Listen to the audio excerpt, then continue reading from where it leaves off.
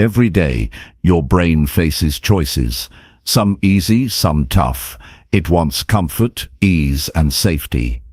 But real growth and success come from doing the hard things, even when your mind fights back. This book is about breaking through that resistance. It's about training your brain to act, even when motivation is low, fear is high, or distractions pull you away. You'll learn how to build habits that push you forward, how to quiet excuses before they even start, and how to keep going when giving up feels easier. This is not about quick fixes or magic solutions. It's about practical steps that help you become stronger, more disciplined, and more confident every single day. If you want to take control of your mind and live a life where hard work becomes your path, then this is the guide you've been waiting for. Stick with me and you'll discover how to turn challenges into stepping stones and frustration into progress. Chapter 1. Train your mind to act without waiting for motivation. Most people wait for motivation. They wait for that perfect feeling to rise inside them, the spark, the drive, the sudden burst of energy that will finally push them to take action. But the truth is, waiting for motivation is the exact reason why so many goals are left unfinished, why dreams get delayed, and why people stay stuck. The brain loves comfort. It will always find a reason to keep you in bed longer, to scroll a little more, to push important work to tomorrow. And if you let motivation be the driver of your actions, you'll always be at its mercy. The ability to do hard things without waiting to feel like it is not natural. It's trained. It's built one decision at a time. Action is not supposed to feel easy. It's not meant to always feel good. It's meant to get done. And the way you train your mind to act, especially when you don't feel ready or inspired, is by removing the belief that you need to feel a certain way in order to begin. You don't need to be in the mood to do the right thing. You just need to start. The beginning is where resistance lives. The hardest part of any task is the first few minutes, the mental push, the shift from stillness to movement. Once you're in it, the difficulty often fades. But getting started, that's where most people lose. You train your mind by doing, not thinking, not planning, not hoping, doing, and the smaller the gap between idea and action, the stronger your ability becomes.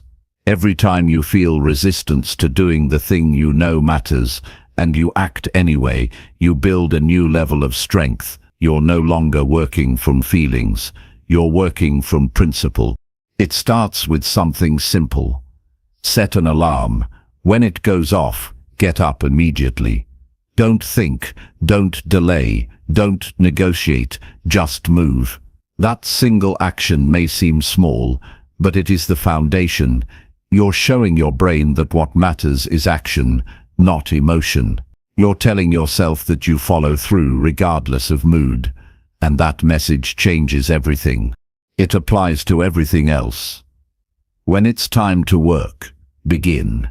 When it's time to train, go. When it's time to have a difficult conversation, speak. The delay is the problem. It creates room for doubt, distraction, and excuses. You eliminate that space by acting fast and without question. Think about how often you've waited to feel ready. How many times you've said, "I'll start tomorrow," or "I'm not in the right mindset today." That pattern is what keeps you in place. It becomes a cycle, one that convinces you that you need some magical feeling to move forward.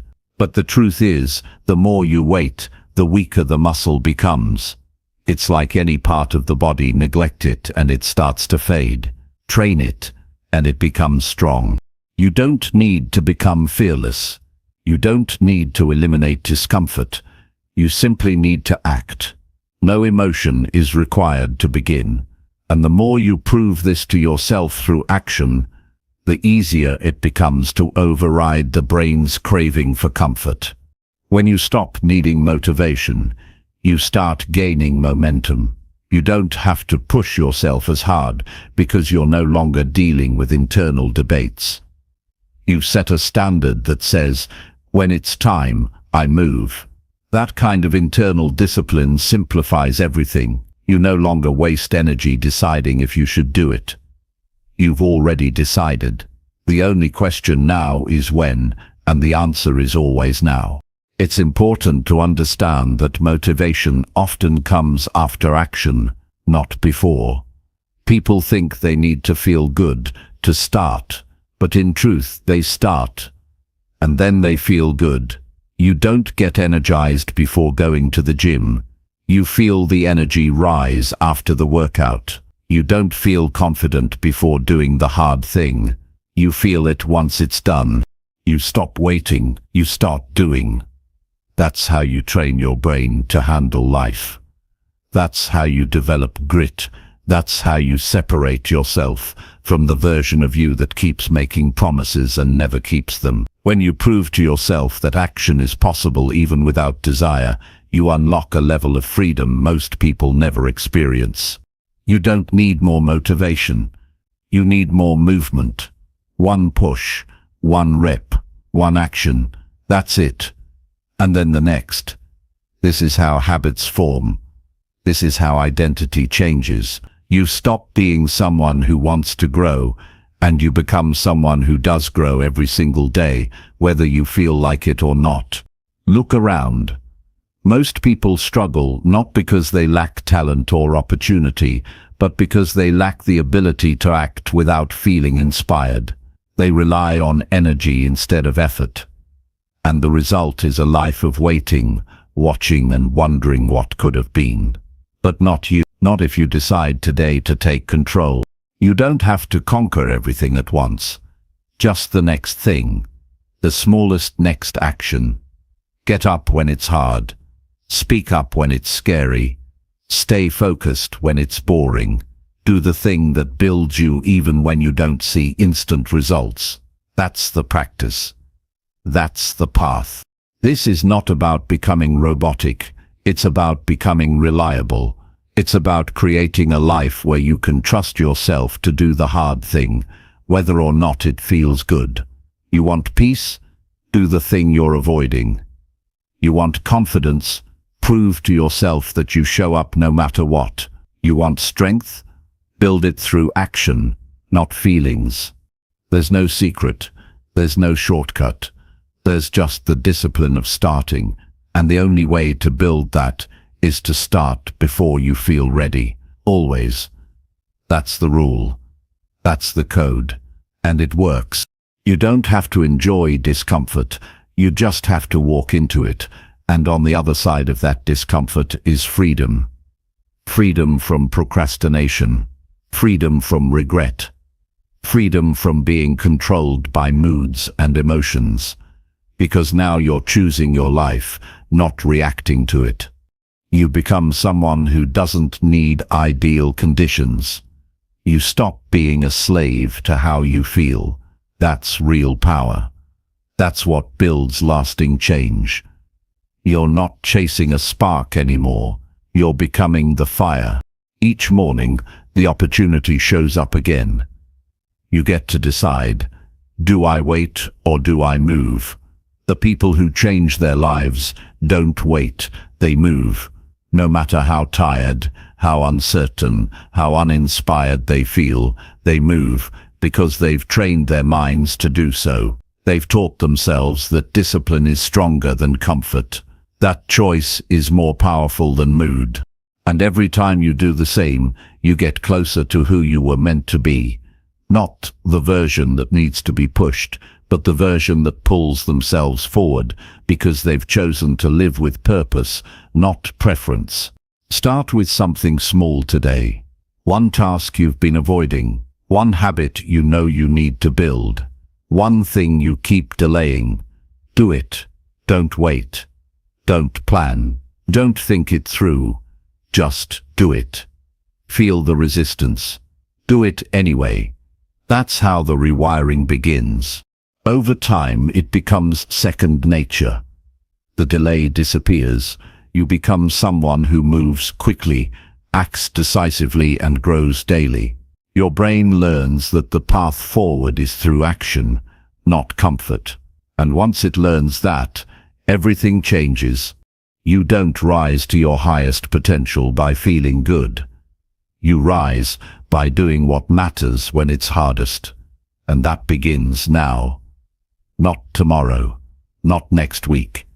Now, because you no longer depend on motivation. You've built something better, discipline, and with that you can do anything. The challenge isn't what you face out there, it's what you allow inside. The lies your brain tells you to protect your comfort zone. Ignore them. Act anyway. That's your power. That's your edge. You are not lazy. You are not weak. You are not broken. You've just been trained by the world to believe that feelings should lead your life, but now you know better. Now you lead your life, with or without motivation, because you've learned the truth. You don't need to feel ready to move. You just need to move. And everything else will follow. Chapter 2. Push through discomfort by taking one small action. Discomfort is not a sign to stop. It's a sign to start paying attention. It's the feeling that shows up right before growth begins. Most people try to escape it. They avoid anything that feels heavy, awkward, boring, or unfamiliar. They wait until the discomfort goes away before they take action. And because of that, they stay in the same cycle for years, always knowing what they need to do but never doing it. If you want to change your life, you have to stop running from discomfort. You have to meet it, look it in the eye, and move toward it. And the simplest way to do that is by taking one small action, just one. Not the perfect plan, not the complete step-by-step process, just the next move that's right in front of you. It could be something small, almost too small to notice. Answer the email you've been avoiding. Get out of the chair and take a walk. Start the task without worrying about finishing it. One move is all it takes to start shifting your brain out of hesitation and into forward motion. You don't have to feel ready. You don't have to like it. You don't have to know what comes next. You just have to begin. Most of the time, discomfort is not as dangerous as it seems. It's just new. It's just unfamiliar. Your brain is wired to protect you from anything that feels uncertain, even if that thing is good for you. That's why it always offers resistance when you're about to do something meaningful. It doesn't want change, it wants safety. So it creates the feeling of discomfort to slow you down. But discomfort is not a reason to stop. It's proof you're headed in the right direction. Taking one small action works because it breaks the illusion that you're stuck. It tells your mind, I can move, even when it's hard. It interrupts the fear and the noise. When you act, even in the smallest way, you take back control. You stop being a passive observer of your life, and you become someone who directs it. Discomfort will always be part of the process. You will feel uncertain. You will feel resistance. You will feel like giving up. But none of those feelings mean you can't move forward. You just need to stop waiting for those feelings to disappear. You move with them, through them, despite them. This is where most people get it wrong. They think discomfort is a wall, but it's not. It's a signal. It's your mind saying you're on the edge of something important. And that edge is where change begins. You don't need to fight the entire mountain. You just need to take one step. That one step could be the moment that breaks the pattern. And that one step can be repeated tomorrow, and again, the day after. This is how people transform, not by doing everything at once, but by doing one thing consistently, especially when it feels uncomfortable. The truth is, the discomfort doesn't get smaller, but your tolerance for it grows. You get stronger. What once made you hesitate now becomes normal. and what used to scare you becomes your starting point. This is how you expand your limits, by leaning into the things that once made you pause. Action in the face of discomfort teaches you discipline, it teaches you patience, it teaches you how to manage yourself when your emotions are pulling you in every direction. That's a skill most people never develop, because they let discomfort stop them before they even begin. But once you stop seeing discomfort as a stop sign, everything changes. You begin to see it as a teacher. Start noticing the moments when you feel it. That small hesitation before you speak up. That tight feeling in your chest before starting something new. That mental fog that tries to pull you toward distraction. Those are the moments that define who you become. If you act when it's hard, you become stronger. If you avoid it, the discomfort grows and controls you. There is nothing noble about making life easy.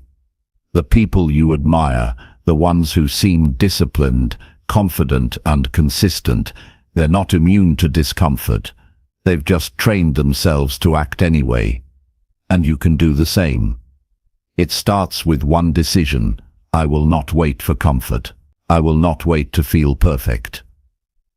I will move because I choose growth over ease. Your brain will give you 1,000 reasons to stop. It will whisper that you're not ready, that it's not the right time, that there's something more urgent to do. But you know the truth. The truth is, you're not stuck. You're just scared of feeling uncomfortable. And the only way to shrink that fear is to move while it's still there. That small action might not feel like a breakthrough in the moment, but over time, those small moves become habits. They become your new normal. And that's when your life begins to change in ways you didn't think were possible. Not because everything got easier, but because you became the kind of person who acts no matter how hard it feels. If you keep waiting to feel comfortable, you'll be waiting your whole life. That's the honest truth. You'll always find a reason to delay, always find a feeling that's missing, always find a distraction that feels more urgent. But when you make discomfort your companion instead of your enemy, you move forward in ways most people never do. Every day brings a choice. You can stay where it feels easy, or you can step into the challenge. That choice doesn't need to be big. It just needs to be real. One uncomfortable conversation. One extra push at the gym. One moment of focus when you feel tired. These are not giant leaps. They're small actions, but they are powerful because they add up. You don't need to convince yourself with a long speech. You don't need a pep talk. You just need to move. Stand up, breathe, begin. The discomfort will still be there, but you'll notice it changes the moment you start. It doesn't disappear, but it weakens, because action is stronger than fear, always. And the beauty of this approach is that it works in every area of life. In health, in relationships, in work, in building a habit, in fixing something broken. You'll never regret moving forward when you know it's right, but you will regret letting another day slip by because it felt uncomfortable. Life isn't about avoiding the hard things, it's about getting better at doing them. And you get better by practicing, by showing up when it's inconvenient, by taking one small action when your brain screams for comfort, by proving to yourself that discomfort won't destroy you.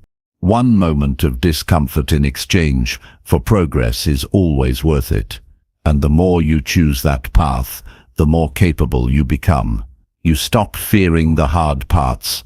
You start seeing them as the price of becoming who you want to be. You build a quiet kind of confidence, not loud, not showy, but unshakable, because you've seen what happens when you act through the discomfort.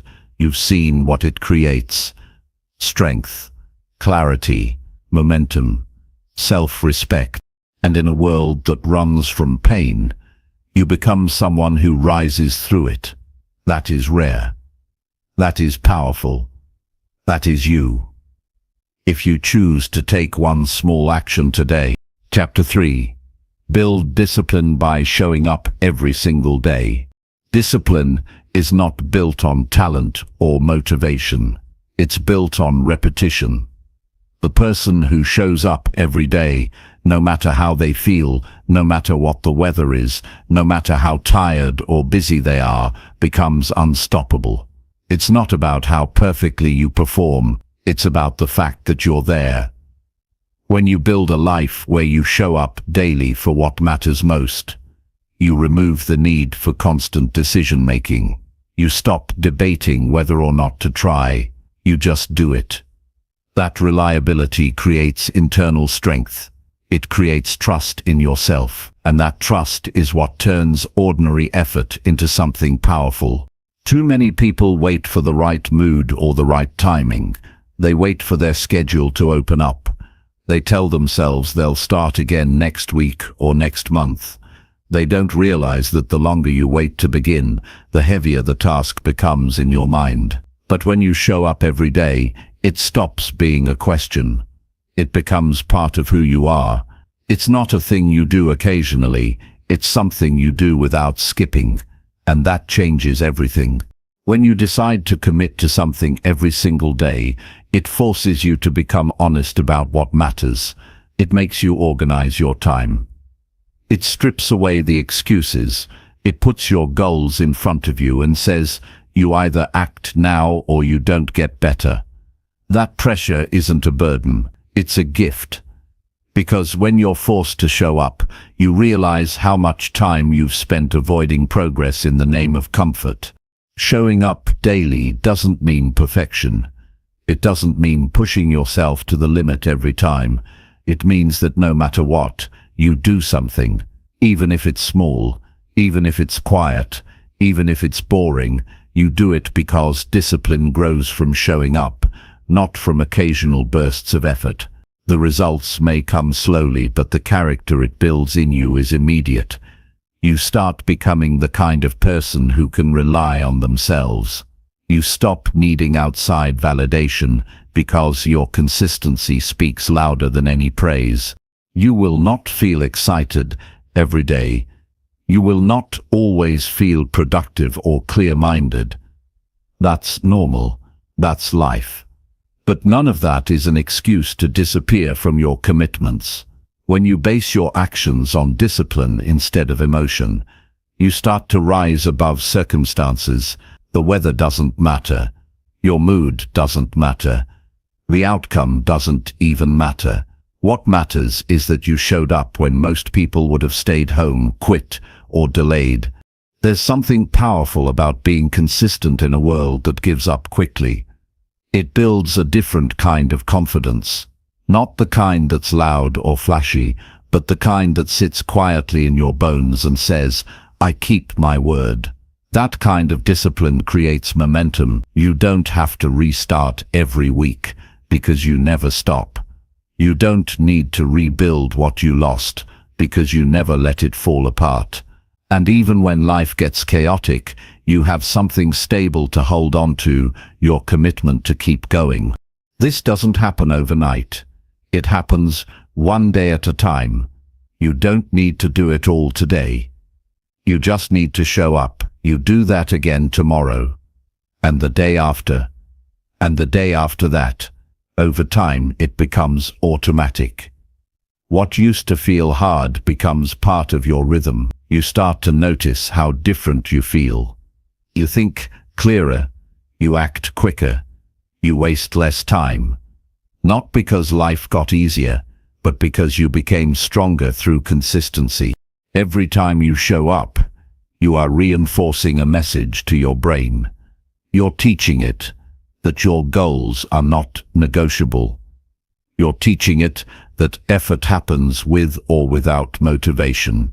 You're teaching it that your word matters. That kind of training creates a new identity. You're not someone who's trying. You're someone who does. That's the difference between short-term change and lifelong growth. There will be days when you want to quit. Days when the results feel invisible. Days when progress feels slow. That's when the habit of showing up matters the most. Because in those moments, you are not driven by reward. You're driven by principle. You're there because you said you would be. That's the kind of person who eventually reaches every goal they set. The daily habit is not just about the outcome. It's about what you're building inside. You're building control over your impulses. You're learning how to follow through on promises. You're becoming someone who doesn't break under pressure. That internal strength will outlast any external success. You don't need more time. You need more consistency. One focused hour every day is more powerful than 7 scattered hours once a week. One daily decision to follow through creates more change than 100 empty intentions. When you show up regularly, you stop negotiating with yourself. You don't wait to see if today is a good day. You decide it is because you're already there doing the work. If you only act on the days you feel like it, you'll never move past your limits. The growth is in the repetition. It's in the discomfort of showing up tired, stressed, bored, or distracted, and doing it anyway. You're not just building skills, you're building mental resilience. You're learning how to carry on when life doesn't cooperate. It's easy to admire discipline in others, but you only build it by living it. And it always starts small. Wake up on time. Stick to your routine.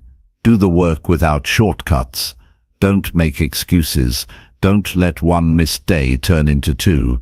You are always just one decision away from being back on track. You don't need a restart. You just need to return. Some days you'll move fast. Some days you'll crawl. But as long as you're still in the game, you're not losing. Showing up every day is not about achieving perfection. It's about refusing to disappear. It's about standing your ground. It's about holding the line when everything around you wants you to quit. The difference between people who succeed and those who don't often comes down to one thing: consistency. Not talent, not luck, not background, just the ability to keep going when it's hard. And the best part is, this is something anyone can build. It doesn't require anything special, just the willingness to keep showing up when no one is watching. You don't need to wait for a new month or a new year. You just need to decide that today matters, and once you do that, every day becomes another opportunity to get better. Not because it's easy, but because it's worth it. And you're worth it. You don't have to feel unstoppable to be disciplined. You just have to show up, quietly, relentlessly, daily. That's how strength is built. That's how discipline is formed. And that's how transformation becomes permanent. Not all at once, but every single day. Chapter 4. Break big goals into simple daily steps. Big goals often look exciting at first, but very quickly they become overwhelming. People feel inspired by the idea of change, but when they look at the size of what needs to be done, they freeze. The distance between where they are and where they want to be feels too wide, so they stall, they overthink. They plan without acting. And slowly, the dream that once lit them up begins to fade. But it doesn't have to be this way. Any big goal, no matter how massive it seems, can be broken down into something manageable, and once that happens, it becomes possible, not just someday, but today. You don't need to conquer the entire mountain in one day. You just need to take a step. That sounds simple, but it's often the one thing people avoid. They get caught in the fantasy of the final result and forget that all progress is built on tiny, repeated actions. The person who moves slowly every day ends up further than the one who rushes once and burns out. If you can break your big goal into small, repeatable steps, you no longer fear the size of the journey. You focus only on what's in front of you. That's how you move without panic. That's how you stay consistent without exhaustion. The brain is more likely to cooperate with you when the task feels small. It resists what feels too big or unclear. So instead of saying, "I want to write a book," say, "I will write 1 page today." Instead of saying, "I need to lose weight," say, "I will walk for 20 minutes right now." When the target is specific and doable, your brain doesn't hesitate as much. You lower the pressure, you make it realistic. And once you act, momentum builds naturally. Every goal is built in pieces. If you want to make progress, you must stop thinking like a dreamer and start thinking like a builder. A builder doesn't stare at the empty land and wish the house would appear. They lay one brick, then another, then another. They don't rush, they don't quit, they follow a process. And at the end of that process is the finished structure. Not because of one massive push, but because of consistent action brick by brick. You can apply this to anything. If you want to master a skill, don't try to learn everything at once. Learn one small piece today. If you want to launch a project, don't try to finish it all in a weekend. Start with one task. If you want to change your life, don't expect to feel different tomorrow. Change one routine, one decision, one action. That's how real transformation happens, slowly, patiently, and daily. This approach also protects your energy. Trying to do too much at once leads to burnout. You get exhausted, discouraged, and often quit. But when you break things down into small tasks, you preserve your focus. You stay fresh. You get small wins that reinforce progress, and those wins matter. They create belief. They give you proof that you're moving, even if the end result still feels far away. People often underestimate the power of daily effort because the changes don't look dramatic. But that's the point. The change is in who you're becoming, not just what you're achieving. Every time you take a step, no matter how small, you are shaping your identity. You are becoming someone who follows through. Someone who doesn't run from big goals, but breaks them down and handles them piece by piece. This mindset requires clarity. You can't break down what you haven't defined, so if your goal is vague, start by getting clear. Don't just say you want to be successful. Define what success looks like. Write it down. Give it a name. Then look at that vision and ask yourself, what is one thing I could do today to move toward this? That question is the bridge between dreaming and doing. Not everything needs to be figured out right away. You don't need the entire map before you move. You just need a direction. One task, one habit, one adjustment. The rest will become clear as you go. Action brings clarity. Movement reveals the next step. Waiting for full certainty leads to delay. Doing something simple every day builds confidence, which helps you keep going even when the path ahead is not fully visible. Breaking goals into daily steps also teaches patience. You learn to appreciate progress instead of chasing perfection. You begin to value effort over speed. You stop measuring success by how far you are from the finish line and start measuring it by how consistent you've been today. That shift matters. It changes how you feel about the process. It removes the stress of trying to do everything right away. It gives you space to grow, learn, and adjust. Some days, your step will feel effortless. Other days, it will feel heavy. But either way, you move. Because the goal is not to feel amazing all the time. The goal is to build something that lasts, and that only happens when you stop letting emotions decide your pace and let structure lead the way.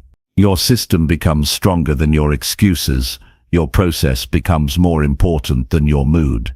That's when you know discipline is taking root. One of the most powerful benefits of breaking things down is that it makes the impossible feel practical. What once looked too far suddenly feels reachable. Not because the distance changed, but because your approach did. You no longer try to leap across the whole field. You just take the step you can manage right now, and you repeat that every day. That repetition creates mastery. It creates resilience. It builds a foundation you can trust, no matter how difficult the goal is. You also start to notice that the small daily steps begin to influence other parts of your life. The focus you bring to one area starts to spread. You become more intentional with your time. You manage distractions better. You value consistency more. And slowly your life begins to align with your vision, not through a dramatic breakthrough, but through steady daily effort. It doesn't matter how busy you are, everyone has 10 or 15 minutes to give to something that matters. Use that time wisely. Choose your step the night before. Prepare your space. Eliminate distractions. Then when the time comes, act. Don't wait for the perfect time. Don't check your mood. Just begin. Those few minutes, stacked every day, create results you won't believe until you see them. If you want to change your life, stop thinking about the finish line. Think about the next move. Think about what you can do today that pushes you slightly forward. That's where real power lives, in the ability to act now without needing to see the entire picture. Big goals are only scary when you try to face them all at once, but when you divide them into pieces, they become part of your daily rhythm. Keep your steps simple. Keep them clear. Don't chase variety. Chase consistency. The brain doesn't need a new strategy every week. It needs repetition. It needs structure. It needs to know what to expect. That's how habits form.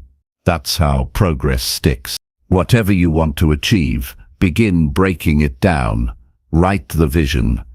Identify the main blocks. Turn each block into tasks. Spread those tasks across your calendar. Treat them like appointments. Show up for them like you would for anything important. But structure will carry you when motivation runs low.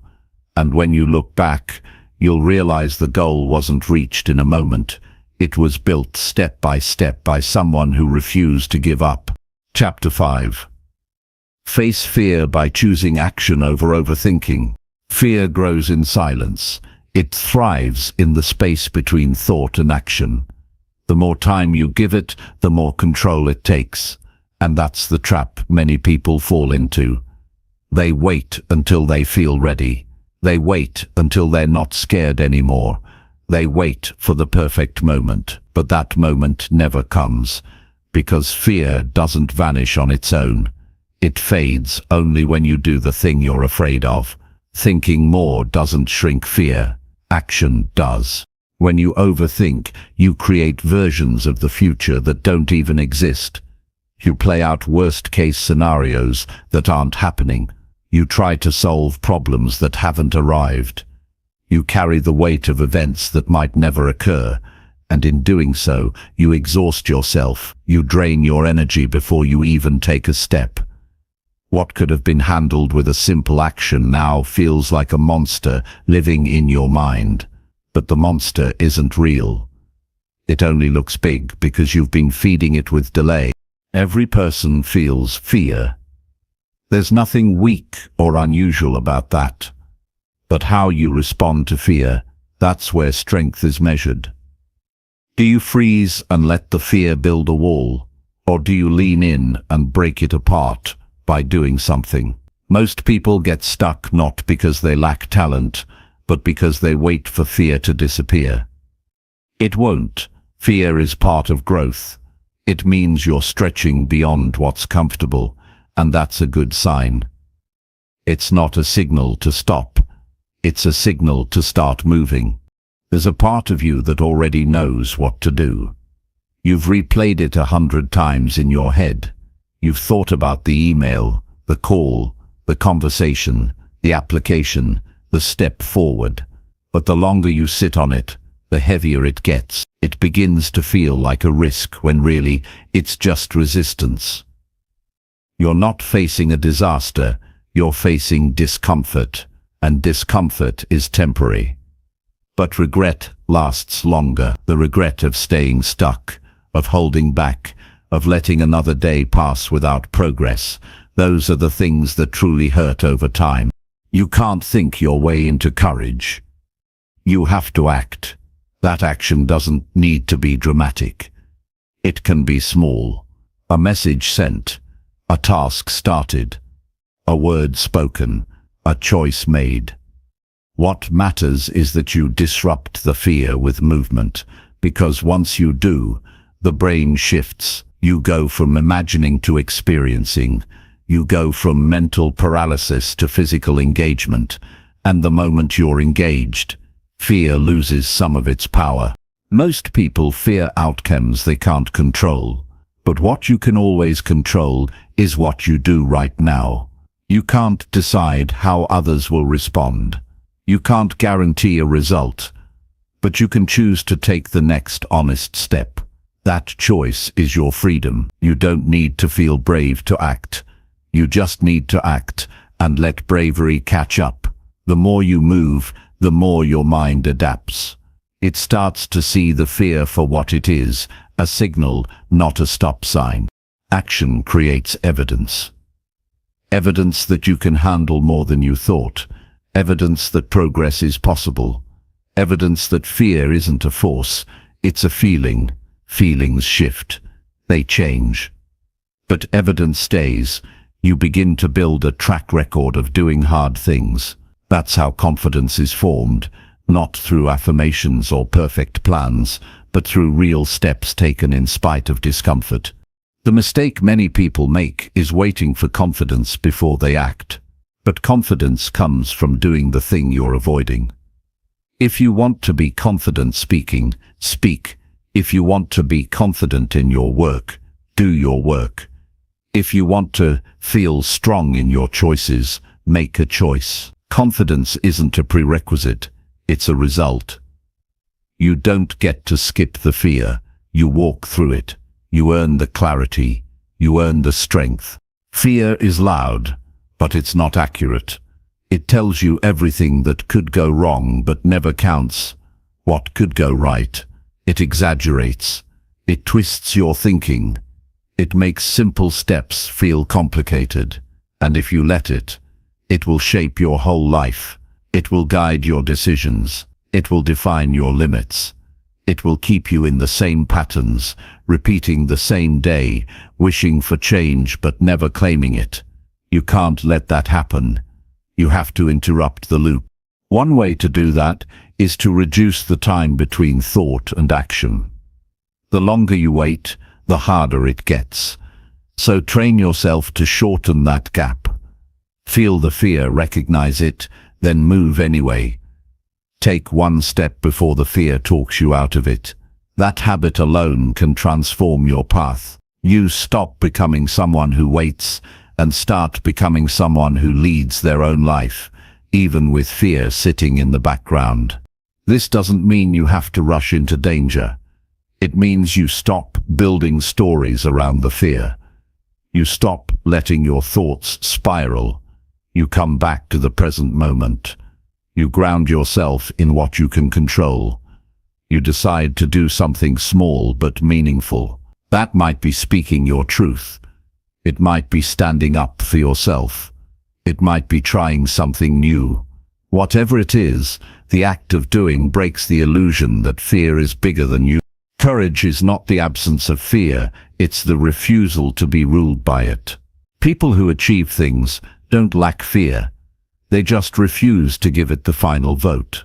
They feel it, acknowledge it, and act anyway, and every time they do, they become less controlled by it.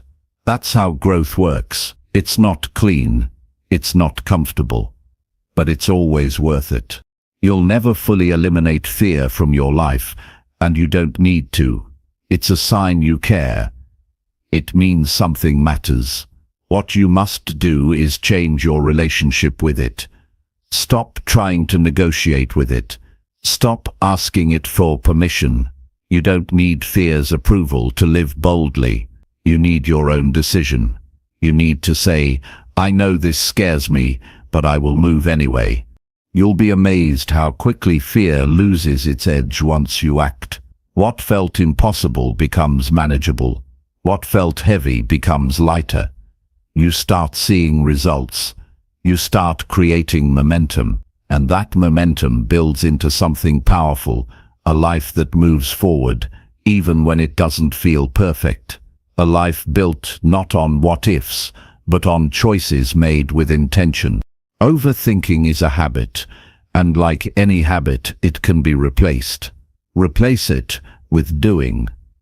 Not reckless doing, but conscious, committed doing. The kind that says, "This matters enough to try, even if I don't have every answer." That kind of mindset puts you in motion, and once you're in motion, you can adjust, you can learn, you can grow. But none of that happens if you stay in your head. Fear is only strong when you're standing still. Start walking. You'll feel it shake. You'll hear it shout. But if you keep moving, it gets quieter, because it knows it can't stop someone who refuses to stop. Let that be you. Not fearless, but free. Not perfect, but in progress. Always moving. Always choosing the next step, even when fear is watching. Chapter 6. Strengthened willpower by doing what you avoid most. The things you avoid carry the exact weight you need to grow stronger. You already know what you've been pushing aside. It's not hidden, it's right there, quietly waiting for you to stop running from it. And that's the truth most people don't want to face.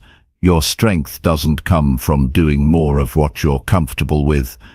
It comes from turning toward what you resist. That's where willpower is built. Not in theory, not in talk, but in the tension you keep trying to escape. There's always something you keep on your list, but never get around to. You touch it mentally and quickly pull back. You tell yourself you'll handle it later, when the timing is better, when you're more prepared, when the mood is right. But that later becomes months, and the resistance becomes bigger than the task itself. You waste more energy avoiding it than it would take to simply deal with it. And the more you delay, the more powerless you feel. Willpower doesn't appear out of nowhere. It's something you create by facing friction and choosing to act anyway. It doesn't grow when life is easy. It sharpens when you choose discomfort on purpose. When you pick the thing you don't want to do and you do it with full attention, even when everything inside you wants to quit. That decision right there, again and again, is how you build inner control. And once you have that, you stop being pushed around by moods, excuses, or doubt. Avoidance always starts small. You tell yourself it's not urgent. You say you'll deal with it after you finish easier things. You create a whole list of distractions that feel productive but don't move your life forward. And over time, that habit of avoiding the hard things starts to shape your identity. You begin to see yourself as someone who can't stick with things, who always struggles to finish, who gives in when things get tough. But that's not who you are. It's just what you've practiced. If you want to change how you see yourself, change what you choose to face. Go directly to the thing you're least motivated to do. That one task, that hard conversation, that overdue decision. Start there. Not because it's fun, not because you feel like it, but because it's the quickest way to reclaim your power. Each time you do that, you rewire your mind. You stop needing external motivation. You start trusting yourself. Most people try to rely on willpower when they feel drained. That's why they fail. Willpower is not some switch you flip when everything is falling apart. It's a muscle you build daily by leaning into the uncomfortable when you don't have to. You do hard things not because you're forced, but because you choose to. That choice builds a reserve. Then when you're tired, When you're stressed, when everything feels like too much, you'll have the strength to keep going, not because you feel like it, but because it's who you've become. We all have areas we avoid because they trigger feelings we don't want to face. Shame, guilt, fear of failure. But those feelings don't go away when you ignore them. They grow. They start affecting your focus, your mood, your sleep, and you begin to carry around the weight of everything left undone. The only way to stop that cycle is to take the thing you least want to do and start doing it, little by little. You don't need to finish everything at once. You just need to stop running. Start with a small chunk. Set a timer for 15 minutes. Give your full focus to what you've been dodging. No distractions, no multitasking, no excuses, just you and the thing you've avoided.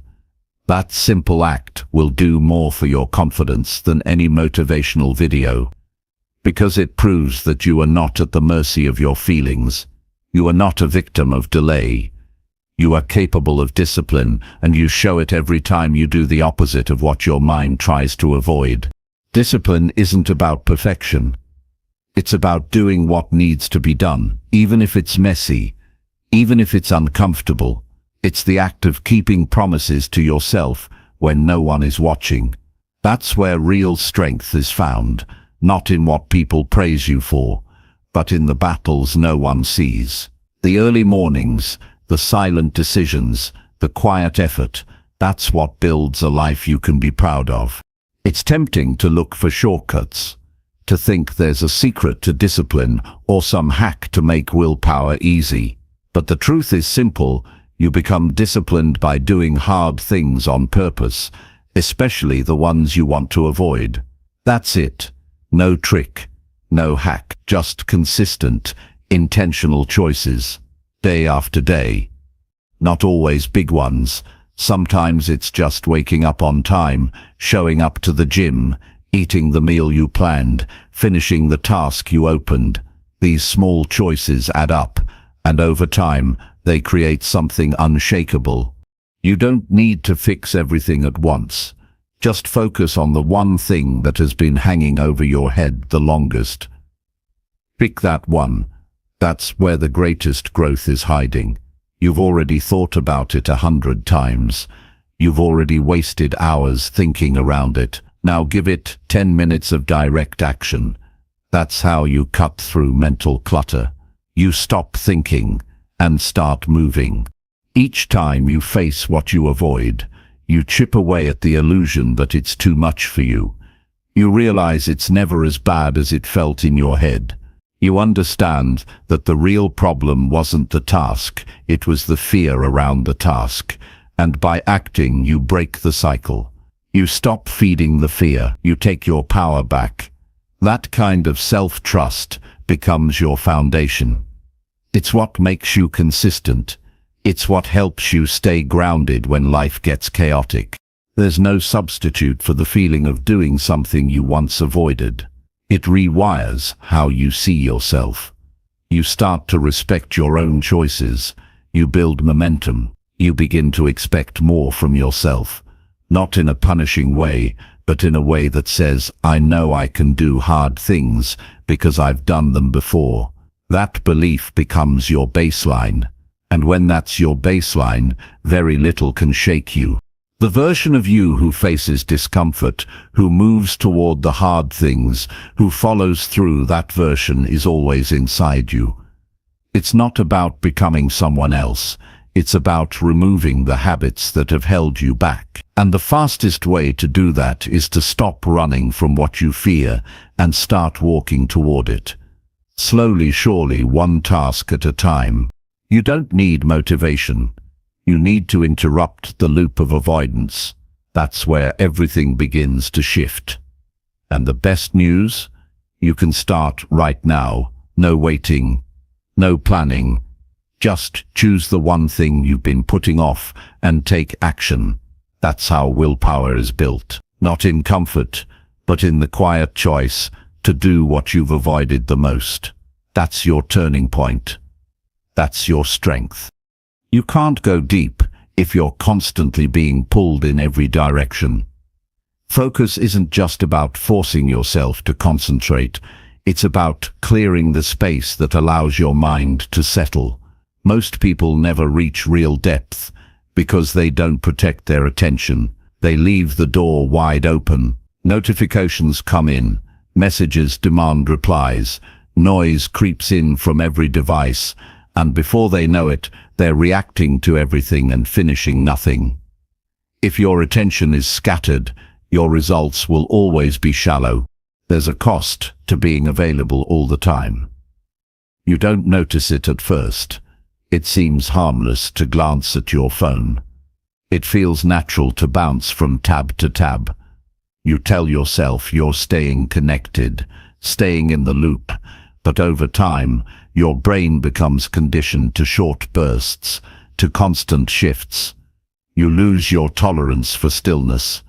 You start craving quick hits of stimulation instead of meaningful progress, and before long, you forget what it feels like to be fully locked in. Start by identifying what distracts you the most. Be honest. Is it your phone? Is it email? Is it background noise? Once you're aware of what breaks your focus, remove it completely before you begin any task that matters. Don't try to resist it while it's still within reach. That only drains more energy. Move it. Shut it off. Silence it. Whatever it takes. The fewer temptations you face in the moment, the easier it becomes to stay immersed. Multitasking is the biggest lie you've been sold. It doesn't make you more productive. It just splits your attention. And split attention leads to shallow thinking. When you jump between tasks, your mind has to reset each time. That reset costs you time, mental clarity and depth. You end up busy, but not effective, active but not focused, and you wonder why things take longer than they should. If you want to think clearly and work deeply, you need boundaries. Decide when you're available and when you're not. Create pockets of uninterrupted time. Let others know when you're off limits. You don't need to be reachable every second. You don't need to respond immediately to everything. The world won't end if you take time to focus. And in fact, your value increases when you deliver higher quality work, something only possible when your attention is undivided. There's power in turning things off. Try it for an hour. No background noise, no scrolling, no interruptions, just you and the task. At first, it might feel uncomfortable. Your brain will itch for distraction. You'll feel the urge to check, to switch, to escape, but stay with it. Let that discomfort pass. On the other side of it is a state of focus most people never reach. It's where creativity flows freely. It's where complex problems get solved. It's where momentum is built. Every time you allow a small distraction, you train your mind to expect it. That habit adds up. Your focus weakens, your tolerance for silence shrinks. But the opposite is also true. Every time you resist a distraction, you strengthen your focus. You make it easier to stay locked in. You build a habit of deep thinking, and that habit becomes a skill that sets you apart. Most people live in a constant state of mild distraction. They check their phones dozens of times a day. They leave tabs open just in case. They listen to things while trying to think clearly, and then they wonder why they feel mentally drained and emotionally scattered. If that's your default, focus will always feel like a struggle. You have to break that pattern. You have to build a new baseline, one where your attention is protected by design, not just willpower. Focus is not about doing more, it's about doing fewer things better. It's about being fully present with the one task that matters most right now. You don't need a complicated system to get there. You just need to make space, clear the noise, block time, set boundaries, and then give yourself permission to go deep. Don't wait until conditions are perfect. Don't wait until you feel ready. Create focus with what you have. Start with small chunks of time. Prove to yourself that you can stay with one thing longer than your habits want you to. As that skill builds, expand the time. Stretch your limits. You'll notice a shift. Not just in your work, but in your thinking. Your mind becomes sharper. Your ideas come quicker. You move with clarity instead of confusion. The deeper you go, the more you accomplish, and not just more tasks, but more meaningful results. You create things that last. You solve problems that once overwhelmed you. You finish what you start. That's what happens when you stop reacting and start creating space for deep, uninterrupted work. It's not about being rigid or robotic. It's about being deliberate, about choosing your input so you can control your output. When you spend your time reacting to every ping, every alert, every piece of noise, you lose control of your day. But when you decide to remove those distractions, you take that control back. You stop being pulled. You start driving. This is how you train yourself to focus in a world that wants your attention every second. You make it harder for distractions to reach you. You design your environment around your goals, not your impulses, and you stop treating your attention like it's disposable, because it's not. It's one of your most valuable resources. Protect it like it matters, because it does. No one's going to do this for you. The world will not protect your focus. That's your job. You decide what gets through and what gets shut out. You choose whether today is consumed by interruptions or defined by progress. That choice is yours. Every single day. Chapter 8. Commit fully by deciding with no turning back. The moment you fully commit, everything begins to change. When there's no backup plan, no exit route, and no second guessing, your focus sharpens. Your energy stops leaking in different directions. You stop asking whether it will work and start making it work. But most people never get to that level. They keep one foot out the door. They leave themselves space to quit. And because of that, they never find out what they're really capable of. You can't move powerfully while hesitating. Half decisions lead to half effort.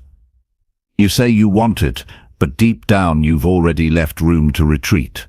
That silent doubt in the back of your mind, if this doesn't work, I can always go back, is the very thing that weakens your progress. You can't build strength with shaky ground under you.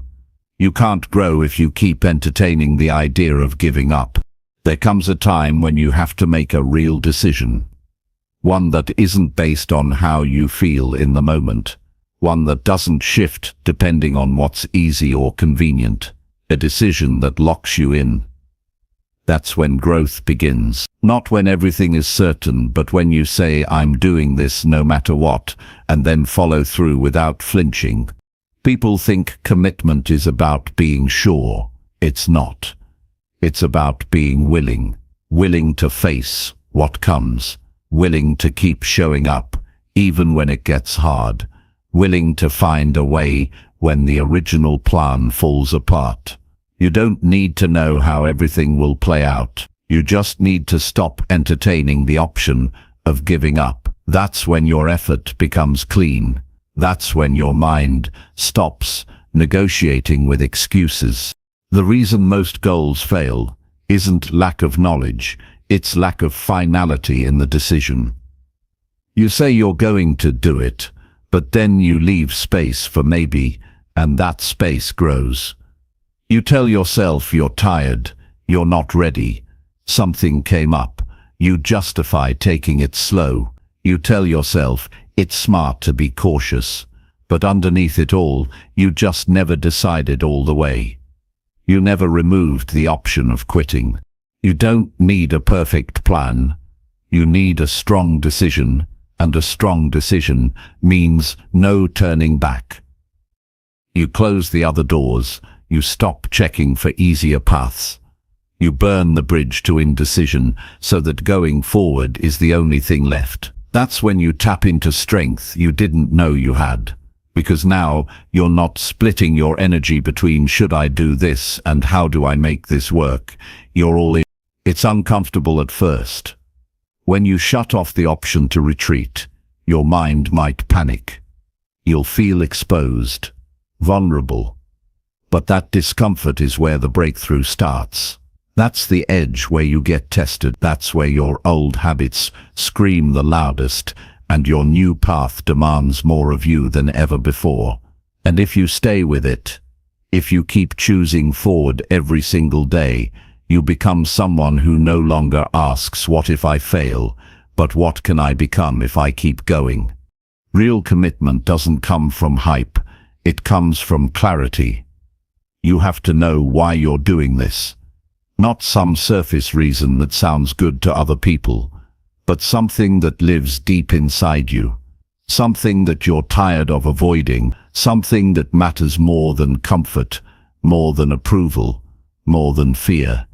When your reason is strong, your decision becomes firm. You might be tempted to wait until you feel more confident, until you're ready. But that's just fear dressed up as logic. Readiness doesn't come before the decision. It comes after. Confidence grows in action. Belief grows when you keep choosing not to quit. The sooner you make the real decision, the sooner your energy stops being wasted on indecision and starts fueling results. It doesn't mean everything will go smoothly. In fact, once you commit, life will test you harder. You'll face resistance, setbacks, and doubt. But those aren't signs you're on the wrong path. They're proof that you're finally moving forward. Growth never feels safe in the beginning. But the longer you stay the course, the more natural it becomes to keep showing up. The difficulty doesn't go away, but your strength to handle it grows. The difference between those who make it and those who don't isn't talent or luck. It's the level of their decision. Most people are kind of in, kind of out. They work when it's easy and disappear when it's not. But the ones who win are the ones who remove quitting as an option. They might rest, but they never retreat. They might adjust, but they never abandon. And because of that, they go further than those who keep pausing and restarting. Commitment changes how you move. You stop looking for permission. You stop needing constant motivation. You stop trying to convince yourself daily that you're doing the right thing. You just get to work. You trust the process even when results are slow. You stop overthinking every step. You take the next one with full presence, and then the next, and the next. That rhythm compounds into progress, and eventually into breakthroughs. It doesn't matter how many times you've paused before. What matters is the decision you make now. The real one. The one where you stop waiting, stop doubting, stop giving yourself easy outs. Decide with finality, and then build a life around that decision. Build habits that support it. Build routines that reinforce it. Build boundaries that protect it. When you're truly committed, the hard days don't scare you, because you've already chosen. You've already accepted that difficulty is part of the path. You don't need things to be easy. You just need them to be worth it. And when you've made a deep decision, even the struggle feels purposeful. You're not lost. You're not drifting. You're moving with direction. This is your power, not the moment of inspiration, but the moment you say, "This is it. I'm doing this, and I'm not turning back." That one moment, when taken seriously, reshapes everything. It puts you in control. It gives you momentum. It aligns your actions with your priorities, and it frees you from the constant back and forth that drains your willpower. Decide like your future depends on it, because it does. What you become starts with what you choose right now. Don't wait until you feel ready. Don't keep playing with the idea. Choose, and then give yourself no option but to follow through. That's how you build something unshakable. That's how you reach places you never thought you could. That's how you become someone you can be proud of. Not by trying, by deciding completely, without turning back. Chapter 9. Control your thoughts by choosing what you believe. Everything you allow yourself to believe shapes how you think, what you feel, and how you live. Your beliefs sit quietly behind your actions, yet they determine almost everything you do. If you keep believing that you're not capable, your mind will look for reasons to prove it. If you believe life is against you, your focus will search for evidence of that too. But none of that is fixed. The power you have is the ability to choose what you believe, and through that choice, you control the direction of your thoughts. No one is born with beliefs. They're formed over time, picked up from parents, teachers, friends, media, failure, success, and the opinions of others. Some are useful, some are destructive, but most people never question them. They just assume that whatever they think must be true. They never stop to ask, where did this belief come from? Or, is this helping me or holding me back? That's why so many people stay stuck, not because they're lazy or untalented, but because they've built their entire life around beliefs they didn't choose. You might not control every thought that enters your mind, but you absolutely control what stays. You control what gets reinforced. You control what gets repeated and turned into truth. Just because a thought shows up doesn't mean it deserves your attention. You can let it pass. You can choose a better one. You can train your mind to stop giving energy to stories that pull you down. The mind becomes what you feed it. If you keep focusing on your past failures, your thoughts will be filled with doubt. If you keep surrounding yourself with negativity, your beliefs will follow that tone. But if you start telling yourself a new truth, something better begins to grow. If you begin believing that you can improve, your actions shift. If you believe effort makes a difference, your motivation grows. And when your beliefs support your goals, everything becomes more possible. It doesn't happen all at once. You can't change every belief in a single day, but you can start with one. You can look at a thought that's been limiting you and decide not to accept it anymore. You can say, I don't have to believe that. That's all it takes to begin. And if you keep doing that, if you keep challenging the old voices, replacing them with stronger, healthier beliefs, you reshape how you experience everything. The way you talk to yourself matters more than you realize. Most of the time, your thoughts aren't facts. They're habits. They're patterns you've repeated so many times that you stopped noticing. Maybe someone once told you that you weren't smart enough, and now your mind repeats it without question. Maybe you failed years ago and started believing success isn't for you. But none of that is permanent.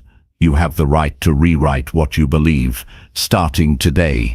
Your thoughts will try to go back to the old path. That's what they know. Your brain always favors what's familiar, even if it's harmful. That's why growth is uncomfortable. It requires you to stop feeding the old patterns and begin feeding the new ones. You might not feel like it's working at first. The old thoughts will still show up. But if you don't give them your belief, they lose their power. Over time, they get quieter, and the new beliefs grow stronger. You don't need to wait for proof to believe something better. Belief often comes before evidence. If you want to build confidence, you can't wait to feel confident. You have to start by believing you can develop it. If you want peace of mind, you have to stop believing that you're powerless to your emotions. If you want a better future, you have to stop believing that the past will keep repeating itself. Choosing your beliefs is an act of strength. It means refusing to let the loudest thoughts control your day. It means telling yourself, This might not feel easy right now, but I choose to believe I can handle it. That choice brings focus. It brings steadiness. It gives you something to stand on when doubt tries to pull you down. And if you keep choosing that belief, it becomes your new default. Start listening to how you talk to yourself. Notice what beliefs are running your life. Do they serve you, or do they limit you? Are they helping you move forward, or keeping you stuck in old versions of yourself? This isn't about pretending things are perfect. It's about refusing to keep repeating beliefs that never helped you grow. Every time you choose a better thought, you build mental strength. You build clarity. You take back control from the parts of your mind that were shaped by fear, failure, or the opinions of others. You start deciding who you are, not based on your past, but based on who you're becoming. This shift isn't dramatic. It's subtle. It happens in quiet moments. When you wake up and choose to believe that today can be different. When you face a challenge and remind yourself that you've handled worse. When you feel lost, but still choose to believe you can find your way. These moments of belief are small, but they add up. They build momentum. They shift your self-image. And eventually they create a life that looks completely different from the one shaped by self-doubt. You'll still have negative thoughts. That's part of being human.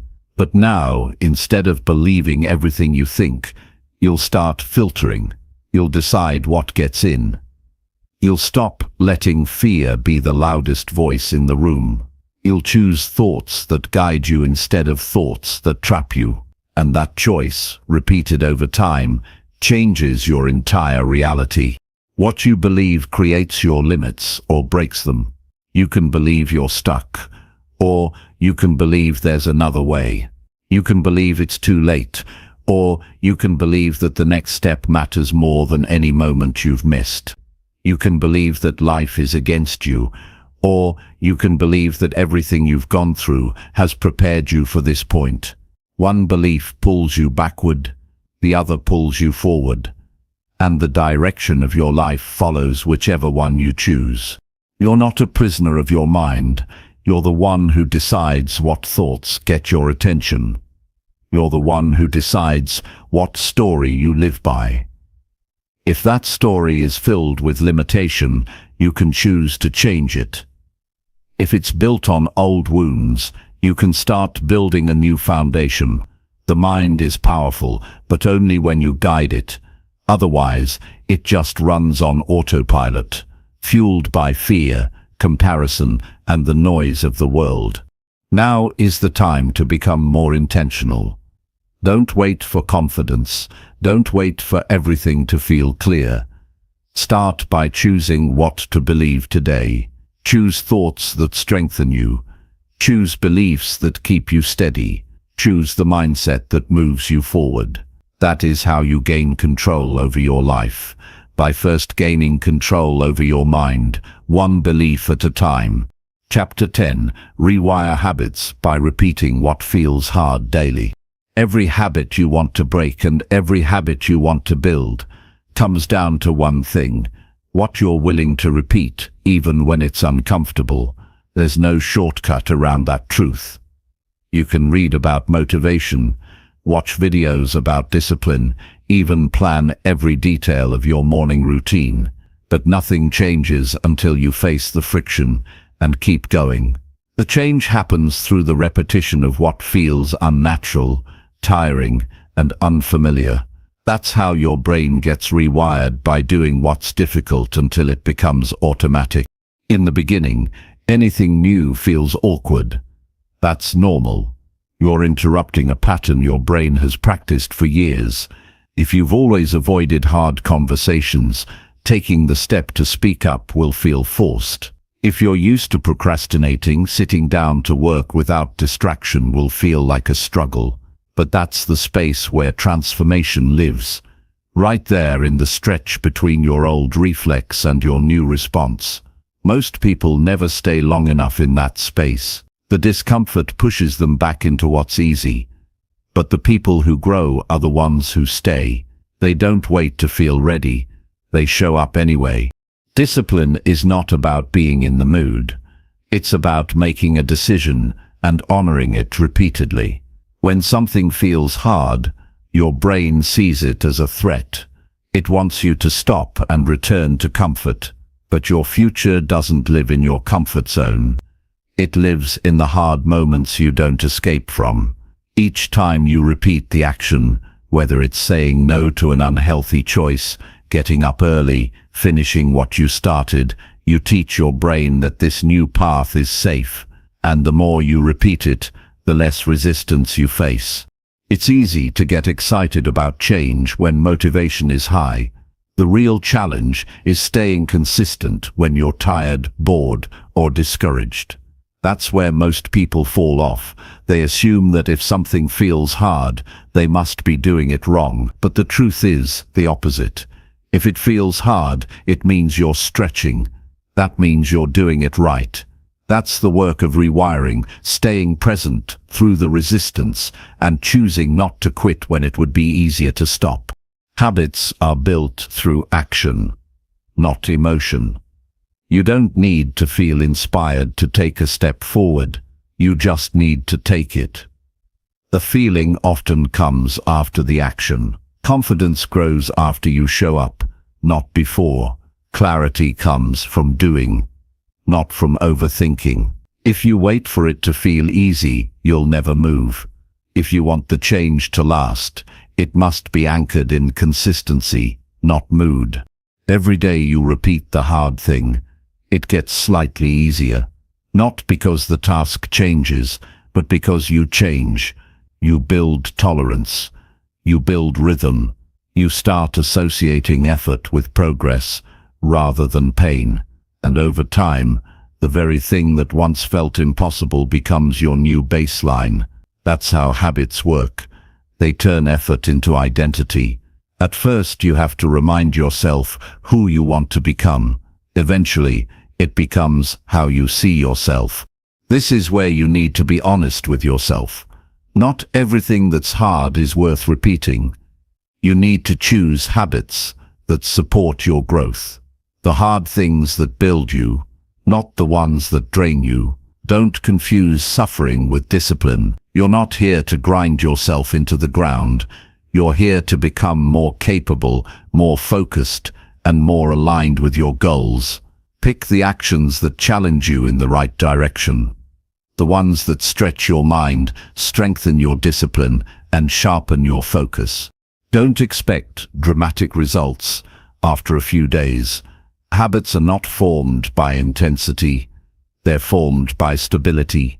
Repeating something once doesn't rewire anything.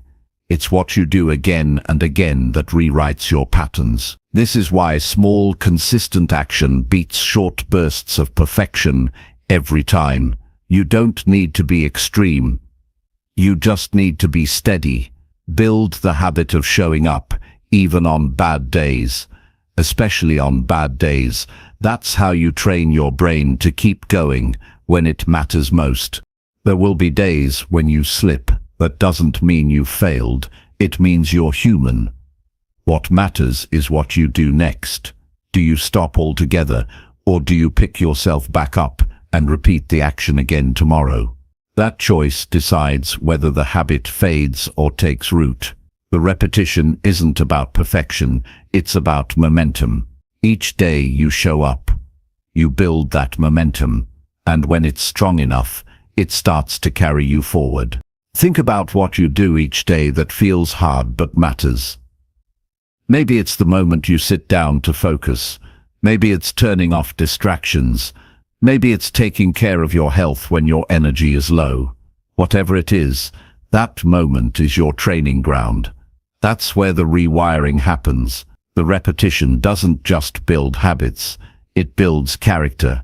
It creates a mindset that doesn't back down. It teaches you to stay with something even when it isn't comfortable. People often talk about talent, intelligence, or luck, but in reality, the biggest difference comes from what people repeat daily. The ones who succeed aren't the ones with the easiest path. They're the ones who stayed with the process when others stopped. They kept doing what felt hard until it didn't feel so hard anymore. That's not magic. That's habit. And it's something you can build. Starting today. Ask yourself, what's worth repeating in your life? What action, if you did it daily, would move you closer to who you want to be? What discomfort have you been avoiding, even though you know it matters?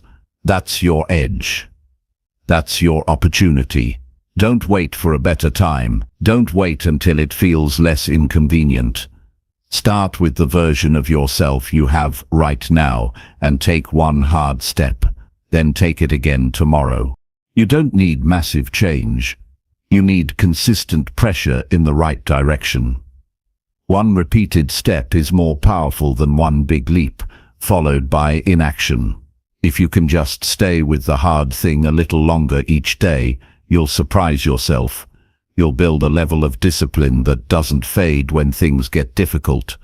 You'll start to see your progress not just in outcomes, but in the strength you've developed. There's freedom on the other side of repetition. Freedom from the habits that used to hold you back. Freedom from the doubt that used to stop you. But you only reach it by doing the work. Not just once. Not just when you feel like it. But over and over, until what was hard becomes part of who you are. That's how change becomes permanent. That's how habits are rewired, through the quiet, steady act of repeating what feels hard daily, deliberately, and without excuses. Chapter 11. Make failure part of your growth, not your identity.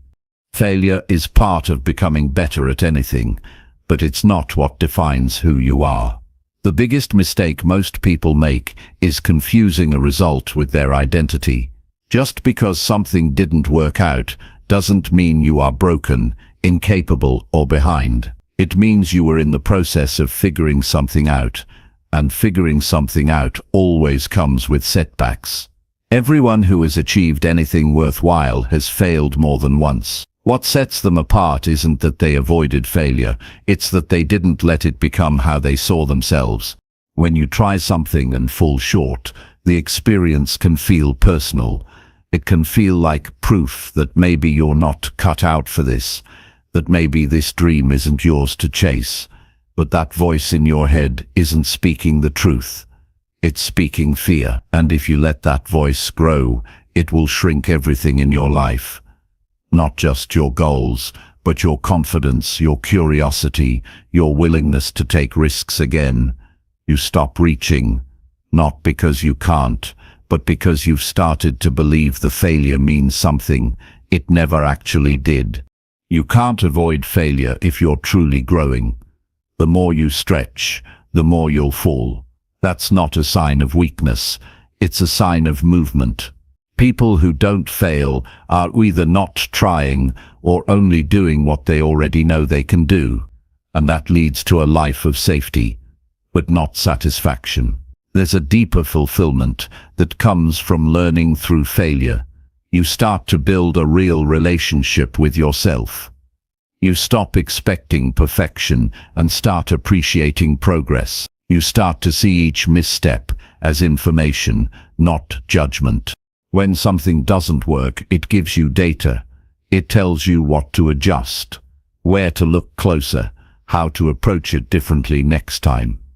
That feedback is valuable, but you only get the benefit of that feedback if you detach it from your worth. You're allowed to fail. You're allowed to try and get it wrong. That's part of the process of becoming someone who can get it right. Growth doesn't happen in a straight line. It happens in cycles, and in those cycles, failure is one of the strongest forces of forward motion, if you let it be. You don't become less valuable because you fell. You don't lose your potential because you didn't succeed the first time. Those things are untouched by your results. What matters is what you do after. Do you learn, adjust, and keep going, or do you stop, retreat, and carry shame? One direction moves you forward. The other traps you in a story that isn't even true. Just because something ended in disappointment doesn't mean it ended your ability to grow. When you internalize failure, you carry it into everything you do. You start making choices based on fear of repeating the past. You hold back in conversations. You doubt your ideas. You hesitate to take action. And without realizing it, you start shrinking into a version of yourself that feels safer but less alive. That's what happens when you let failure become identity. It's not the failure itself that limits you. It's the story you build around it. You need to tell a better story. One where setbacks are stepping stones. One where every mistake is a lesson. One where you are not defined by the worst moments, but by how you rose from them. That's the only way to move forward without dragging old pain behind you. Everyone stumbles, but not everyone learns how to stand back up with strength. That takes self-awareness. That takes intention. That takes courage. If you can get up after a failure and try again with a clearer understanding, you're not behind, you're ahead, because now you're working with more insight. You're building resilience. You're training your mind to stay steady through challenges. That's the kind of strength that lasts. Not the kind that hides from failure, but the kind that's shaped by it. The kind that says, I've been through hard things, and I didn't stop. Every time you fail, you're being offered a choice. You can either hide from it, or use it. You can pretend it didn't happen, or you can study it. You can beat yourself up, or you can speak to yourself like someone worth helping. That inner conversation shapes your ability to grow. The more compassion you show yourself after a setback, the faster you'll recover. Not because you're ignoring the problem, but because you're refusing to turn it into a sentence about who you are. You don't need to carry guilt just because something didn't work out. You don't owe the world perfection.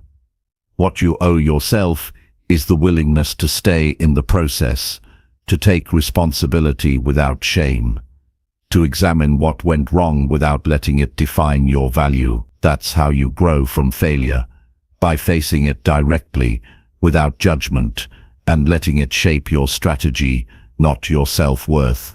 There's a version of you who hasn't yet arrived, and you can't meet that version by staying where it's comfortable. You get there by going through things that test your limits, challenge your beliefs, and occasionally knock you down. That's the path. That's how you earn wisdom. Not by avoiding the fall, but by getting better at standing up after it. Failure isn't something to fear. It's something to understand. It shows you where the gap is between what you want and what you currently know or do. That gap is the exact space where growth lives. But you can only reach into it if you stop seeing failure as proof that you're not enough. You are not your mistakes. You are the one who decides what they mean. If you treat every failure as a dead end, you'll give up too soon. If you treat it as a message, you'll know where to go next. No one wins without loss. No one grows without struggle. The most successful people have failed the most times because they've tried the most things, and each time they came back wiser, more prepared, more grounded. That's the pattern that leads to lasting progress, and it's available to you, but you have to be willing to see failure as a necessary part of becoming stronger, not as a reflection of your identity. Give yourself the freedom to fail forward. Let go of the pressure to be flawless. Focus on what you're learning, not just what you're achieving. The more you practice this mindset, the lighter your steps will feel. You won't carry so much fear into each decision. You'll move faster, you'll risk more, you'll recover quickly. And over time, you'll realize something powerful. Failure didn't break you. It built you, because you used it, instead of running from it. Because you chose growth over shame. Because you remembered that who you are is not what happened, but what you choose to do next. Chapter 12. Reset your focus by creating a simple morning routine. How you begin your day has more power than most people realize. The first hour after you wake up shapes your ability to stay clear, present, and focused for everything that follows. If you start the morning scattered, scrolling, or rushed, that energy carries through your decisions. But if you begin your day with a small, steady rhythm, you create control. You take ownership of your time, your state of mind, and your direction. One of the easiest ways to reset your focus is to remove noise first thing in the morning. Don't grab your phone. Don't check messages or scroll through other people's lives. You're training your brain to either react to the world or create your own. Choose creation. Give yourself a quiet moment to breathe, to think, to be still. It might feel unfamiliar at first, especially if you've lived in constant stimulation for a long time, but the stillness is where clarity grows. You don't have to meditate for an hour or read a book every sunrise.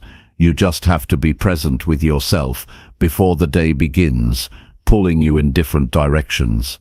Maybe it's sitting in silence with a glass of water.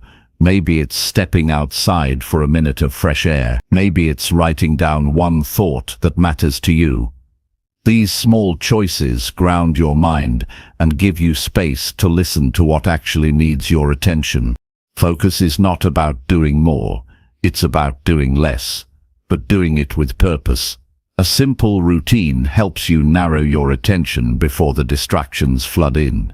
You begin to protect your time more naturally. You say yes with more care.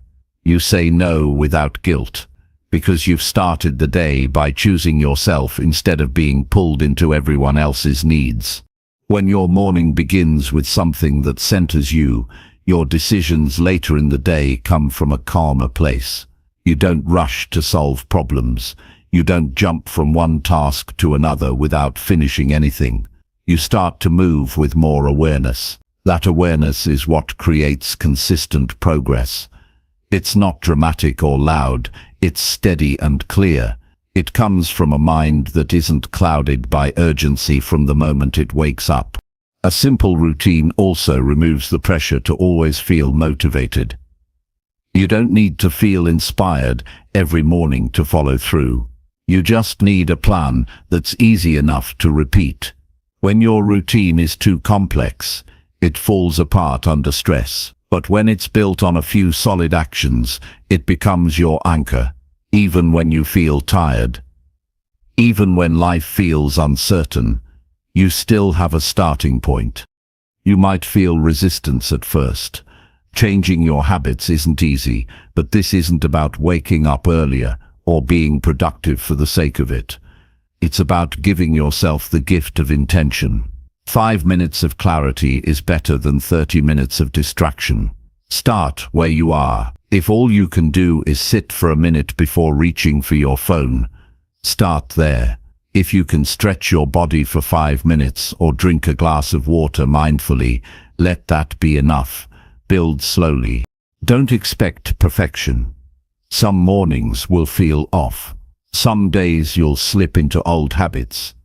That doesn't mean you failed, it just means you're human. What matters is that you come back to the routine again and again. Over time, your mind will begin to expect it. It will start preparing for focus as soon as you open your eyes. That's how change happens. Not in one big breakthrough, but through steady repetition. You might notice that when your mornings are structured, you start making better decisions throughout the day. You're more likely to follow through on what matters. You waste less energy on things that don't. That's because your brain is no longer starting the day scattered. It has a path, and that path gives you a stronger grip on how you use your attention. If you feel overwhelmed often, start looking at your mornings. That first hour is your reset button. It's your chance to break the momentum of burnout and build something cleaner, calmer, and more centered. You don't have to fix everything at once. Just focus on building 1 or 2 habits that give your mind a moment of stillness before everything begins. What works for one person may not work for another. Your routine should feel like something you look forward to, not something you dread. So design it around your own needs. If movement helps you wake up, stretch. If writing clears your head, journal. If silence helps you breathe, don't fill the air with noise. The goal isn't to copy someone else's routine, it's to create one that brings you back to yourself. A focused mind doesn't happen by accident. It's built by intention and protected by habit. And the more you honor that first part of your day, the more you reclaim your ability to lead the rest of it. Don't wait for the world to calm down before you create calm within yourself. Use your mornings to practice focus before the demands start piling up. Your attention is your most valuable resource. Don't give it away before you've decided how you want to use it. Let your mornings remind you who you are before the world tries to tell you. Let them be a space where you're not trying to catch up, but starting from strength. That shift changes everything, not instantly, but steadily, quietly, deeply. Start small. Keep it simple, be consistent, and trust that each focused morning builds a clearer, stronger version of you, one that doesn't need chaos to feel alive, but clarity to feel powerful. That version of you already exists. You just need a few quiet minutes each day to meet them. Chapter 13. Build mental toughness by staying calm under stress. Stress is a part of life you can't completely avoid. It shows up in hard conversations, unexpected news, tight deadlines, and moments when everything feels uncertain. But how you respond in those moments is what defines your strength. Mental toughness isn't about being emotionless or unaffected. It's about keeping your balance when everything around you feels unsteady. And that begins with learning how to stay calm when pressure rises. Calmness is a skill, not a personality trait. It's something you develop through practice. In moments of stress, your body reacts quickly. Your heart races, your thoughts speed up, and your breath shortens. If you're not aware of this shift, you get pulled into the reaction. You start to panic, overthink, lash out, or shut down. But if you train yourself to notice the early signs, you can interrupt the spiral before it takes over. When something triggers stress, the most powerful thing you can do is pause. Not for long, just long enough to catch your breath and give your mind a moment to catch up with your emotions. That tiny gap between the trigger and your response gives you back control. You're no longer being dragged by the moment. You're choosing how to respond to it. That's where mental strength begins. Calm doesn't mean you don't feel the weight of the situation. It means you don't let the weight crush your clarity. Some of the strongest people are the ones who can sit with fear, frustration, or uncertainty without letting it rule their next move. They aren't superhuman. They've just trained themselves to breathe before reacting, think before speaking, and wait before deciding. That discipline doesn't come from comfort. It comes from showing up again and again in moments of stress without giving in to chaos. Start by paying attention to your breath. When stress hits, your breath becomes shallow and fast. That sends a signal to your brain that you're in danger. But when you slow your breathing deep and steady, you're sending a different message.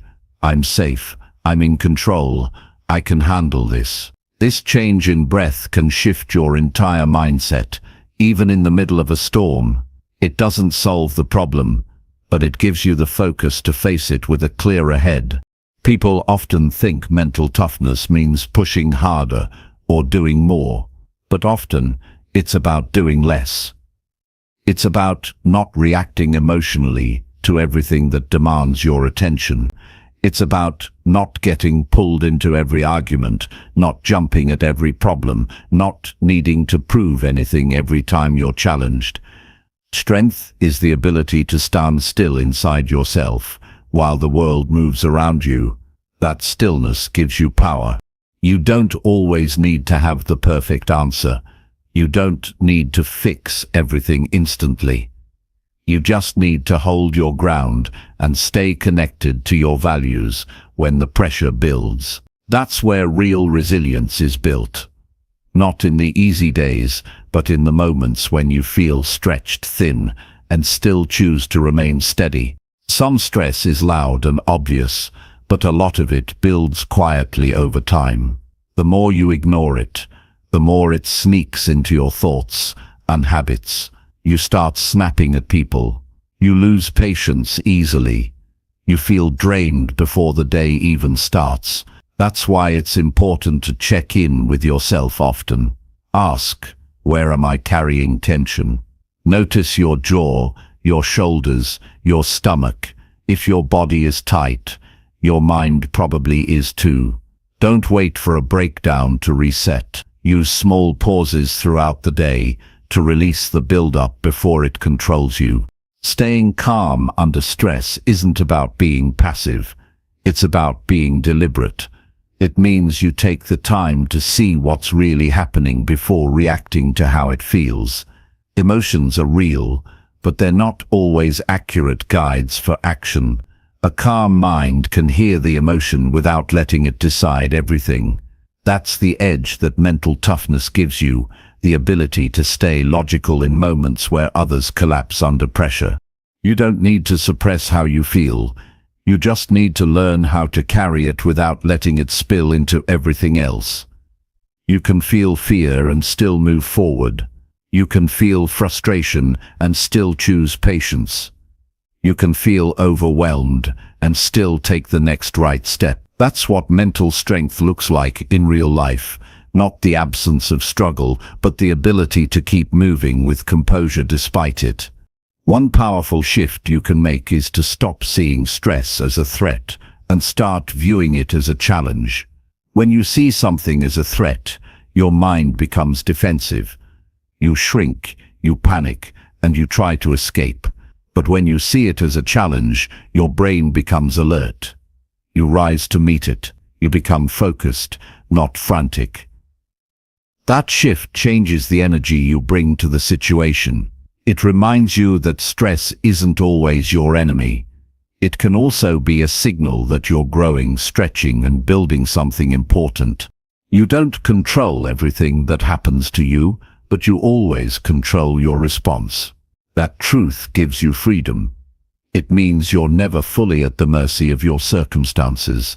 You can train your mind to return to calm again and again, no matter how many times you get knocked off balance. It won't always be perfect, but each time you choose to breathe instead of explode, to reflect instead of react, to stay grounded instead of spiral, you're getting stronger. People who build mental toughness aren't special. They're consistent. They practice calmness daily, not just when things fall apart. They prepare for stress before it hits. They create habits that support their mind, rest, movement, reflection, so they don't reach the edge as easily. They set boundaries. They say no when needed. They don't pretend to be fine when they're not. But they don't let pain become their personality either. They feel everything and still show up with grace. You can do the same. You don't have to wait until you feel ready. You just have to start noticing how you respond to stress and decide to do one thing differently. Maybe it's how you breathe. Maybe it's the words you choose. Maybe it's how long you wait before reacting. Over time, these small shifts build a mind that doesn't break under pressure, but holds its shape and moves forward with clarity. And that kind of mind, that's where your real power lives. Chapter 14. Do hard things early before the day controls you. Most people wait until they feel motivated to take on hard things, but motivation rarely shows up when you need it most. It comes and goes. If you build your life around waiting for it, you'll keep delaying what actually moves you forward. The truth is, your brain wants to avoid discomfort, and it's great at coming up with reasons why now isn't the right time. That's why starting your day with the hardest thing isn't just about productivity. It's about training your mind to stop running from challenge and start leaning into it. When you begin your morning with something difficult, you're sending a clear message to yourself. I am in charge of what happens next. You're not being led around by tasks, distractions, or moods. You're choosing to take control of your energy, your time, and your direction. That one early decision creates momentum that carries you into the rest of the day with more strength and clarity. The hardest things are usually the ones we avoid, because they force us to face something uncomfortable. Maybe it's a task you've been putting off. Maybe it's a conversation you've been avoiding. Maybe it's a personal goal that scares you. But the longer you delay it, the heavier it becomes. It sits in your mind, taking up space and draining your focus. You carry it all day, knowing it still needs to be done, and that weight slowly builds into stress. But if you flip it, if you take on that thing first thing in the morning, you free yourself from that mental drag. Suddenly, the rest of the day feels lighter.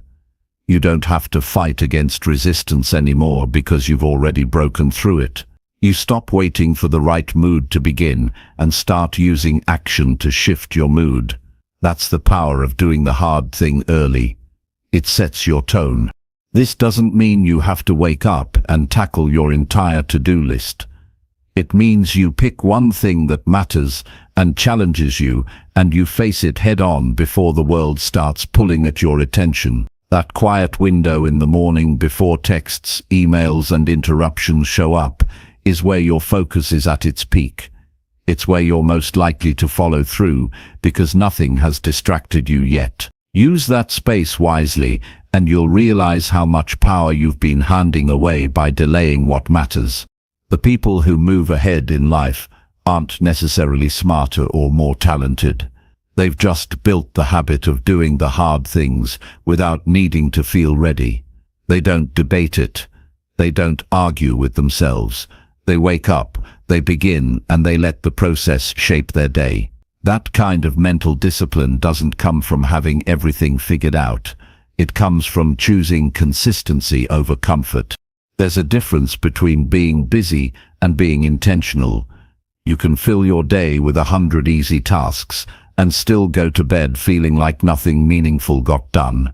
Or you can do one uncomfortable high-impact thing in the morning and feel the difference it makes for hours. That's the shift. Working with purpose, not just activity. Starting with what's hard forces you to be clear about what truly matters, because hard things are often the things that drive real change. If you let the day decide how your energy gets used, it will drain you with noise. You'll spend time reacting, putting out fires, answering messages, and solving problems that feel urgent but aren't important.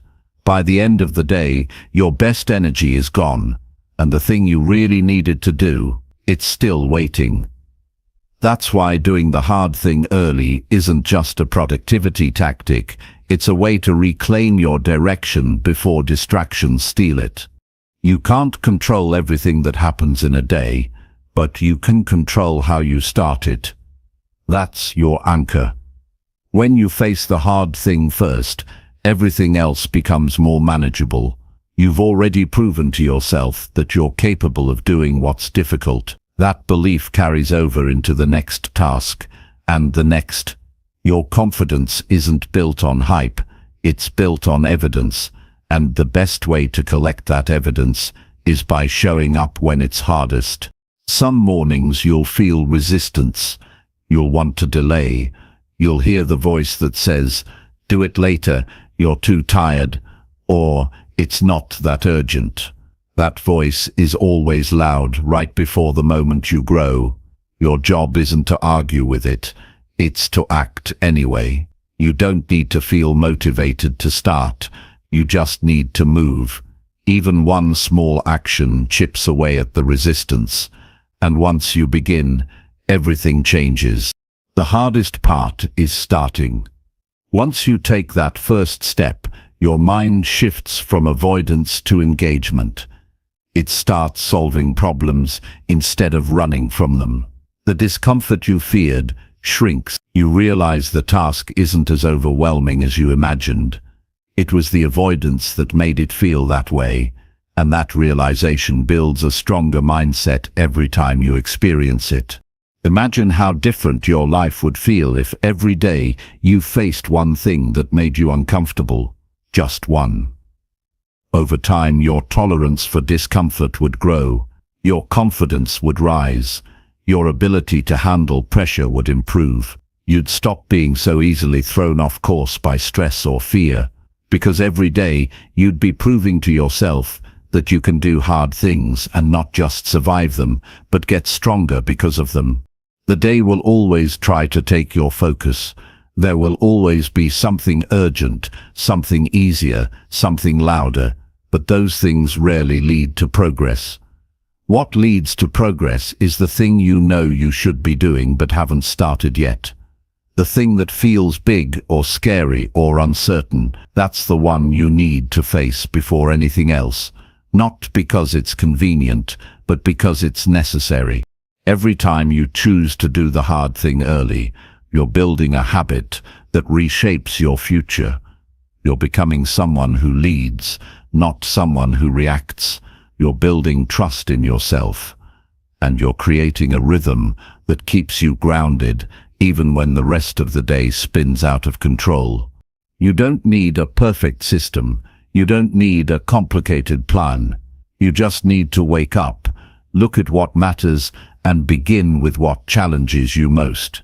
That single decision made daily has the power to transform not only your productivity, but your sense of purpose. Because when you stop waiting and start doing, you stop living at the mercy of time and start using time to build something real. Chapter 15. Challenge yourself weekly with one difficult task. Most people go through their weeks doing what feels familiar. They do what's safe, what's comfortable, and what they already know how to do, and they repeat it again and again, waiting for something to change. But growth doesn't happen when you stay inside your usual rhythm. It begins the moment you interrupt that rhythm on purpose and do something that stretches your limits. You don't need to overhaul your entire life overnight. What you need is one difficult task each week that pulls you out of what's easy and pushes you into what's possible. The purpose isn't to chase pressure. It's to face resistance in a focused way, with one clear target. That task might look different every week.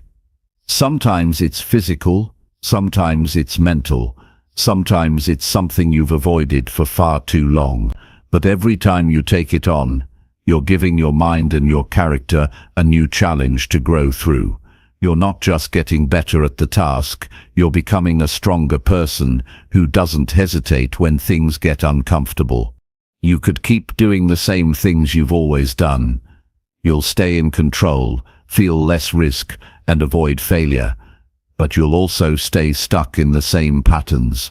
You'll keep solving the same kinds of problems, thinking the same thoughts, and repeating the same results. And slowly, you'll start to lose the sharp edge that makes life exciting. That's what happens when you stop being challenged. You stop feeling alive. You stop remembering that you're capable of more than what you've settled into. Setting one hard task every week is a simple way to stop that drift. It brings intention back into your routine. It makes you question what you've been avoiding and gives you a reason to confront it. It reminds you that discomfort is where your potential lives. You don't have to face 100 challenges all at once, but if you can look at the next 7 days and pick just one thing that demands more of you than you've given before, you'll begin to rebuild that sense of forward motion. Some weeks the task might be having a conversation you've delayed because you fear how it will go. Other weeks it might be saying no to something that drains your time or energy, even if it's uncomfortable to set that boundary. You might push yourself to learn a new skill, to fix a long-standing problem, or to make a decision that scares you. It doesn't matter what the task is. What matters is that it's real, that it costs you some effort, that it makes you a little nervous to even begin. That's where growth lives, in that moment of hesitation, where your old self wants to run and your new self says, try. That weekly challenge becomes a mirror. It shows you where you're still shrinking back. It shows you where you need more courage, more clarity, or more self-respect. And once you finish it, even if you don't do it perfectly, you walk away with proof that you're not the same as you were a week ago. You've done something you couldn't do last time. You've expanded. Progress isn't loud, it's quiet. It's hidden in decisions most people don't see. It's earned in private, not posted for applause. That's why weekly challenges are so powerful. They're not about showing off. They're about holding yourself to a higher standard than the one you lived by last week. That creates momentum, and over time, it changes the way you see yourself. You begin to expect more from your time. You stop wasting hours on things that don't stretch you. You start seeking out situations that teach you something new, rather than retreating into comfort. You start making decisions based on who you want to become, not just who you are now. And the amazing thing is, this shift doesn't require a dramatic change in your schedule. It just requires the discipline to choose one hard thing and commit to finishing it, no matter what. It's not about being perfect, it's about being honest. If a task beats you this week, that's okay. You come back stronger the next. The point isn't to succeed every time. The point is to become someone who keeps showing up to the hard things again and again without flinching. That's where confidence comes from. Not from never failing, but from proving to yourself that you don't run when things get tough. It doesn't matter how long you've played it safe. It doesn't matter how long you've hidden behind excuses or waited for the perfect moment. All it takes is a decision, one hard thing this week, and then do it again next week, and again. Stack enough of those weeks together, and you'll start to look back and barely recognize the person you used to be. Because that's what happens when you build this habit. Your mindset shifts. Your identity changes. You stop asking, "Can I do this?" and start saying, "Let me find out." You stop backing down when something's difficult and start leaning in. You stop reacting to life and begin directing it, one hard task at a time. You don't need to announce it. You don't need permission. You don't need a perfect plan. You just need the courage to pick something real and take action on it, even if it feels awkward or uncomfortable. Especially if it feels uncomfortable, because that's where the edge is, and the edge is where your next breakthrough lives. So look at your week. Be honest with yourself. What's one thing you've been avoiding? What's one challenge that would stretch you just enough to feel the resistance, but not enough to break you? That's the one. Write it down. Block time for it, and then do it. Chapter 16. Silence excuses by acting faster than you think. Most of the time, the problem isn't that we don't know what to do. The problem is that we hesitate. We hear the idea. We feel the urge. We recognize the opportunity. But instead of moving, we pause. We wait. We think. And in that space between the impulse and the action, excuses slip in. They're quiet, but convincing. You tell yourself it's not the right time. You tell yourself you're too tired, too unsure, not ready. And just like that, the moment passes. What could have been done in 5 minutes now becomes a weight you carry for the rest of the day. And the more you do this, the more you teach yourself that hesitation is safer than movement. But there's another way to live. It's faster, sharper, and more honest. It begins the moment you stop giving your mind the time to talk you out of what you already know is right. The moment you feel the impulse to take action, You take it. You don't analyze it. You don't overthink. You don't ask for extra time. You just move. That speed, however small, cuts through the noise. It doesn't give fear room to grow. It doesn't give doubt a chance to build a case. It shuts the door before the excuses can even form a sentence. You don't have to wait for motivation. You don't have to wait for energy. You don't need a full plan. What you need is a moment of courage before your mind floods with reasons not to act. Once you move even a little, momentum starts building. You begin the task. You make the call. You get out of bed. You press record. And the moment you're in motion, everything changes. You're not in the trap of hesitation anymore. You're in forward movement. And that state is where clarity and strength live. Think about how many moments you've lost to overthinking. Not hours, moments, seconds. But those seconds became minutes, then hours, then whole days, where nothing important got done. Now imagine what could shift in your life if you responded to your good instincts before your mind had the chance to kill them. That's the real discipline, not working harder, not planning more, but acting before excuses get a chance to take control. You can't remove hesitation completely. You're human. Your mind will always try to keep you comfortable. It will always push you toward what's familiar. But you can train yourself to stop giving hesitation the final word. Most people lose their battles before they even start. They lose because they hesitate. They think about all the things that could go wrong. They let their minds create problems that haven't even happened. But if you act quickly, you don't give those imagined problems power. Excuses can't survive movement.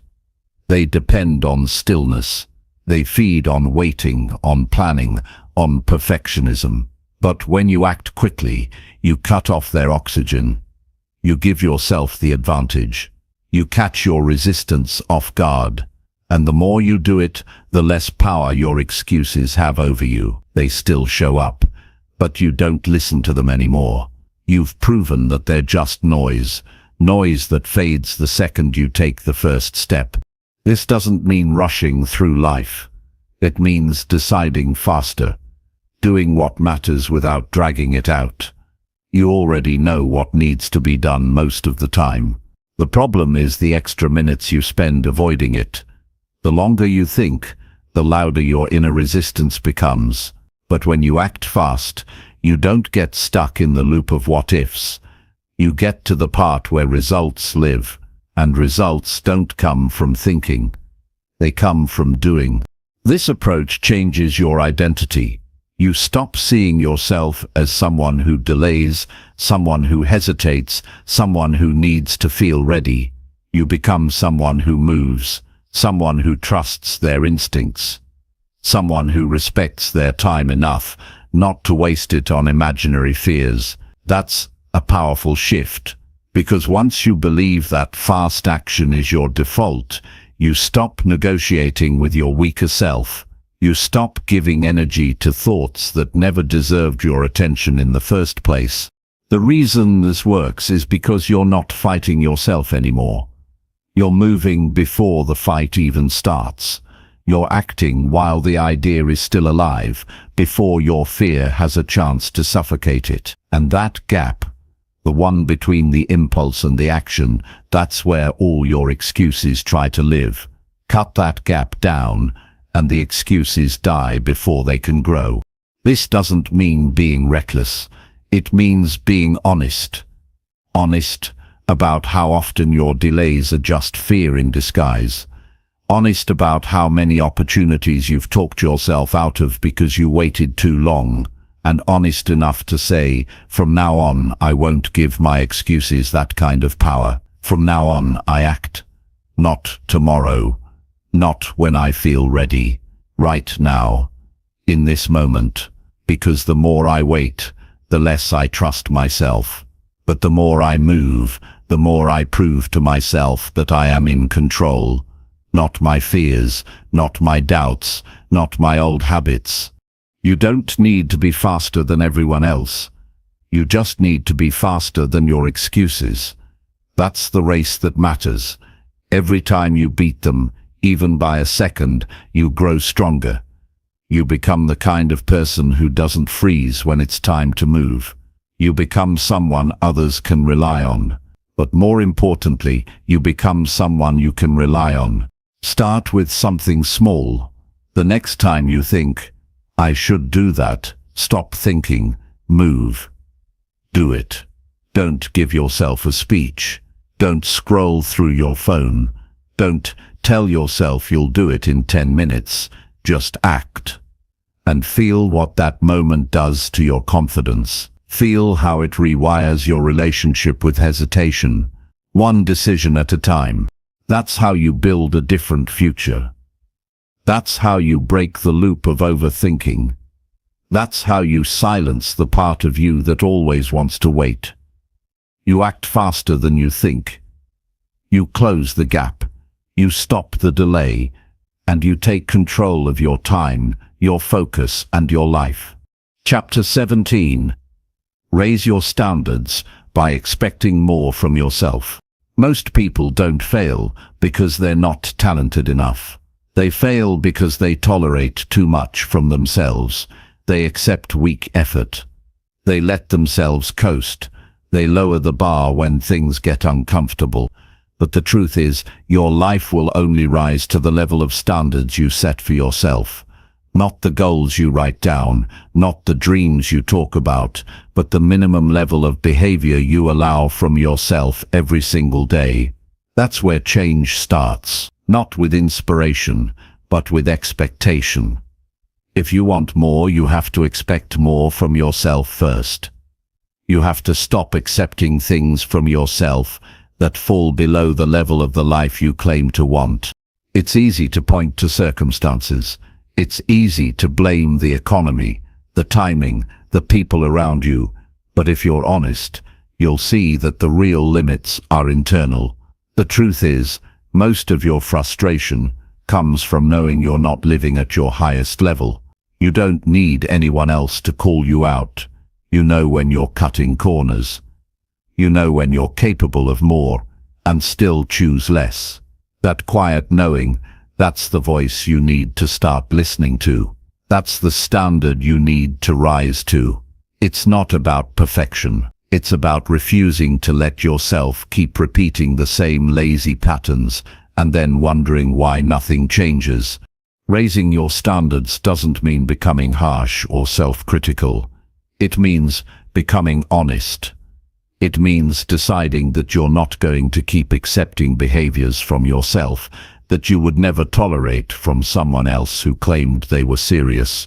It's about cleaning up the small things, the shortcuts, the half-finished commitments, the broken promises you make to yourself and pretend don't matter, because they do matter.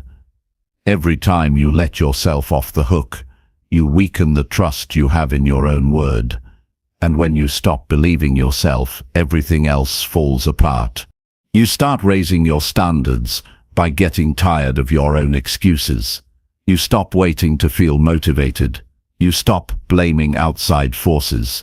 And you begin to see clearly that the person responsible for raising the bar in your life is you. No one else can do that for you. And the moment you accept that responsibility, everything becomes clearer. The path is simple. Stop doing what's beneath you. Start acting like the version of yourself you keep imagining. Not later, now.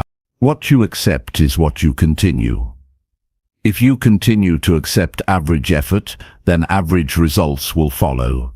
If you continue to allow your weaker impulses to make decisions, you'll continue to live at the level of your excuses, and that's the hard truth.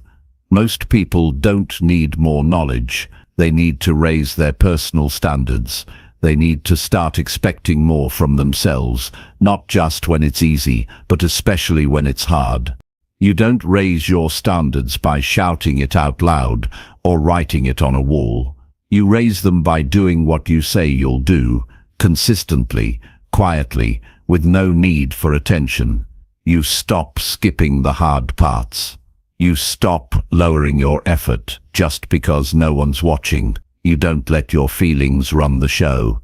You start expecting that you'll show up fully, even on the days you don't want to, because that's what separates people who build real progress from those who just talk about it. There's a kind of pride that comes from this way of living, not arrogance, but strength. You begin to carry yourself differently when you know you won't let yourself off the hook so easily. Your confidence doesn't come from pretending you have it all together. It comes from knowing that your word means something to you. It comes from building a track record with yourself, and that feeling of being dependable to yourself is what allows you to demand more from life, because you're finally giving more to yourself. Raising your standards isn't about doing the impossible, it's about no longer tolerating the avoidable. The messes you've ignored, the laziness you've disguised as self-care, the lack of preparation you've convinced yourself is spontaneity. All of it adds up, and once you stop pretending those things don't matter, you can start to clean them up, not in one day, but one decision at a time. You don't need to make drastic changes overnight, but you do need to stop accepting things that go against your higher self. You need to stop making choices that shrink your future. Every time you choose comfort over commitment, you pay a price. Maybe not right away, but eventually the results will reflect it. So instead of asking for better results, ask for more from yourself. Ask for sharper effort. Ask for deeper focus. Ask for the kind of habits that reflect someone who takes their life seriously. There is nothing magical about people who achieve more. They've just learned how to expect more from themselves before anyone else does. They don't need constant motivation because their standards are internal. They don't rise and fall with the weather or their mood. They've trained themselves to show up regardless. And that's what makes the difference in the long run. That's what separates good intentions from real outcomes. You are capable of far more than you allow yourself to express. But capability is useless if it stays trapped inside comfort. You unlock it by making higher demands of yourself, not through pressure, but through precision, through waking up and deciding that today you're going to show yourself what you're really made of, and then actually following through. Not just once, but until that level becomes your new normal. This is a process. It's not about never slipping. It's about noticing when you do and correcting faster. It's about developing the kind of self-respect that no longer allows you to coast through life, hoping things will change without your full participation. It's about choosing to become the kind of person whose effort is strong enough to match their goals. And the more you live this way, the more natural it becomes. You stop looking for shortcuts because you're more interested in becoming someone who can handle the long road. You don't raise your standards so you can impress anyone. You do it because you're tired of feeling stuck. You do it because you know your potential deserves better than your current habits. And most of all, you do it because you're ready to stop lying to yourself about what you're capable of. You're ready to stop settling. You're ready to stop coasting. You're ready to step up. That's where everything changes. The moment you decide that you will no longer live beneath your own potential, not for another day. Not because someone told you to, but because you finally had enough. Enough of the laziness.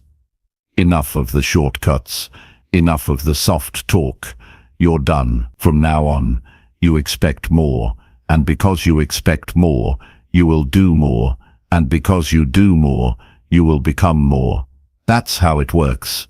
That's how it begins, with one quiet, powerful decision. I will no longer accept less than my best. Chapter 18. Force progress by keeping promises you make alone. No one else hears the promises you whisper to yourself at night. No one claps when you say, "I'll start tomorrow." No one checks if you followed through on the goals you set in silence. That's what makes those private promises so powerful. They're the ones that show you who you really are, not who you pretend to be around others, not who you perform as in public, but who you are when no one is watching, and there's nothing to gain except self-respect. Keeping promises you make alone is how you force progress, not because someone's pushing you, not because someone's tracking you, but because you've decided your word to yourself finally means something. It's easy to keep promises when people are watching. External accountability is everywhere. Bosses, deadlines, expectations. But the promises that shape your future are the ones no one knows about. They're the ones that don't get applause. They don't have witnesses. They don't have pressure. And that's exactly why most people break them without thinking. It's easier to let yourself down in private because it doesn't seem to cost much in the moment. But over time, it costs everything. It costs your momentum, your belief in yourself, your ability to trust your own voice. Progress doesn't come from grand declarations. It comes from private discipline. It comes from the quiet hours where no one checks in, but you still show up. You said you'd wake up early. Did you? You said you'd stop procrastinating. Did you? You said you'd cut the excuses and start executing. Did you really do it? Or did you just say it because it sounded good in your head? The gap between your words and your actions is where your future is built. Every broken promise stretches that gap wider. Every kept one closes it. Eventually, the only way to move forward is to make your actions heavier than your talk. Most people stall out not because they lack the ability, but because they keep negotiating with themselves. They keep treating their personal promises like optional suggestions. They keep choosing temporary comfort over long-term growth. But here's the truth. Every time you break a promise to yourself, you chip away at your internal strength. You send a quiet signal to your brain that your own word can't be trusted. And the more you do that, the harder it becomes to believe in your ability to follow through, even when you're serious. But when you start keeping those silent promises, something begins to shift. You don't just make progress, you become progress. You stop waiting for motivation and build momentum instead. You stop needing to explain yourself because your results speak for you. There's a kind of unshakable power that comes from showing up for yourself consistently. Not loudly, not dramatically, just with steady, quiet action. You stop trying to impress and start trying to improve, and that's where things begin to move. Keeping your own promises is how you learn to trust yourself again. It's how you prove to your own mind that you're someone who follows through. You stop second-guessing your plans because you've trained yourself to act on them. And even when the results aren't immediate, the process begins to work. Because what matters isn't what you achieve today, it's what you become by keeping the commitment. The goal isn't to feel accomplished every day. It's to become the kind of person who refuses to leave themselves behind again. You'll have moments when quitting feels easier, when no one would know if you gave up early or skipped the hard parts, but those are the exact moments where real growth lives. That's when you either strengthen your discipline or weaken it. That's when you either prove to yourself that your word matters or you remind yourself that it doesn't. And if you want to become the person you say you want to be, then those little decisions, the ones no one sees, become everything. There's a different kind of freedom that comes when you stop needing validation, when you don't rely on reminders, when your drive doesn't come from fear of being judged, but from a deep internal standard you've set for yourself. And it starts when you tell yourself, I don't break promises to me anymore. I don't care who's watching. I don't care who notices. This isn't about performance, it's about progress. My word means something now, especially when it's spoken quietly. You don't need more motivation.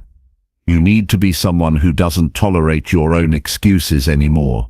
You need to stop waiting for perfect conditions. Stop trying to feel ready. Stop using the lack of recognition as a reason to quit. You need to follow through because you said you would.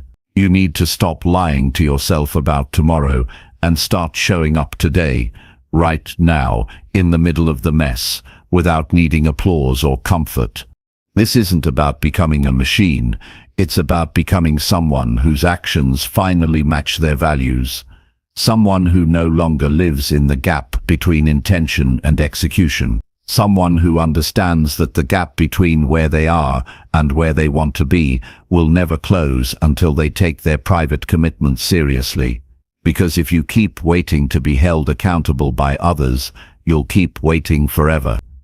But if you become accountable to yourself, nothing can stop you. That's how you force progress. You eliminate the gap between your intentions and your actions. You build a rhythm of showing up, no matter how small the task, no matter how tired you are. You build trust one action at a time. One early morning where you rise instead of snooze. One workout you push through even when you don't feel like it. One decision to finish the thing instead of dragging it out. And suddenly, momentum begins to work for you instead of against you. Self-respect doesn't come from what you promise in public. It comes from what you deliver in private. It's not about being perfect. It's about no longer tolerating your own lies. You know when you're capable of more.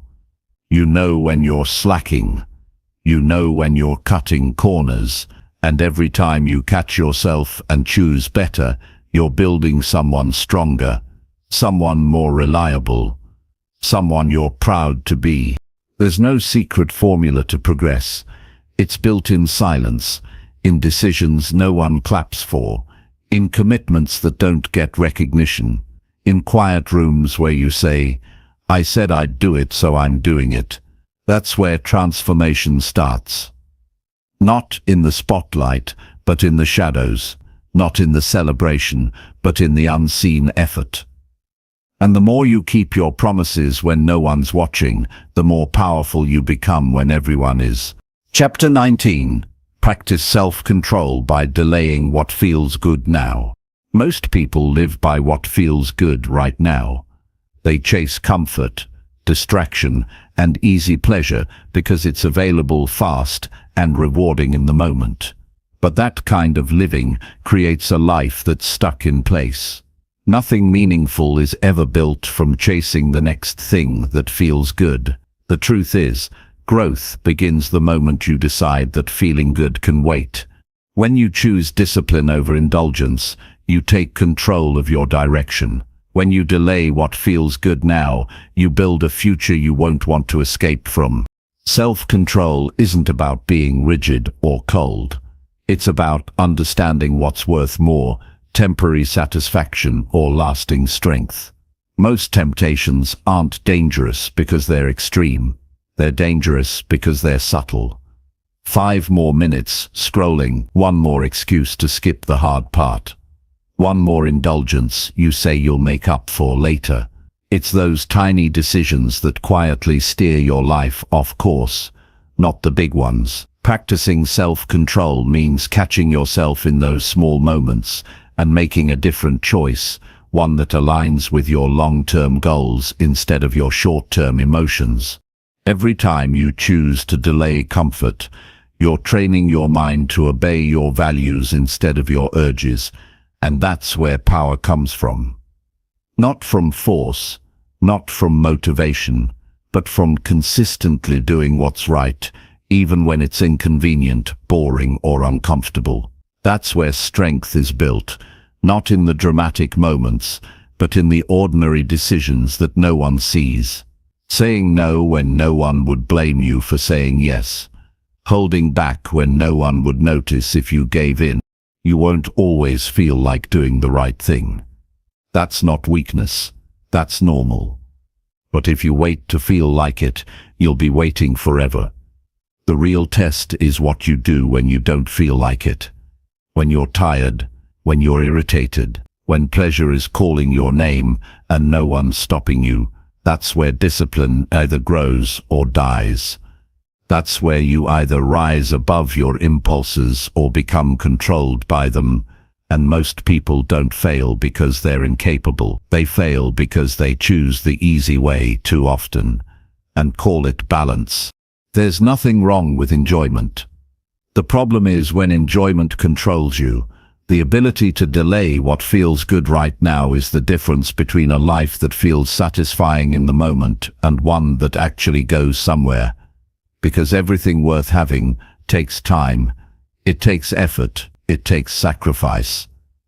And you can't make space for those things if your time is filled with cheap pleasures that leave you empty afterward. Self-control is about making space for better things to come by, not letting immediate comfort crowd your life. You'll always have the option to take the shortcut, to eat what's easy, to do what's familiar, to say, just for today, even though you said that yesterday too. But when you start saying no, not because you hate yourself, but because you respect your future, you begin to move differently.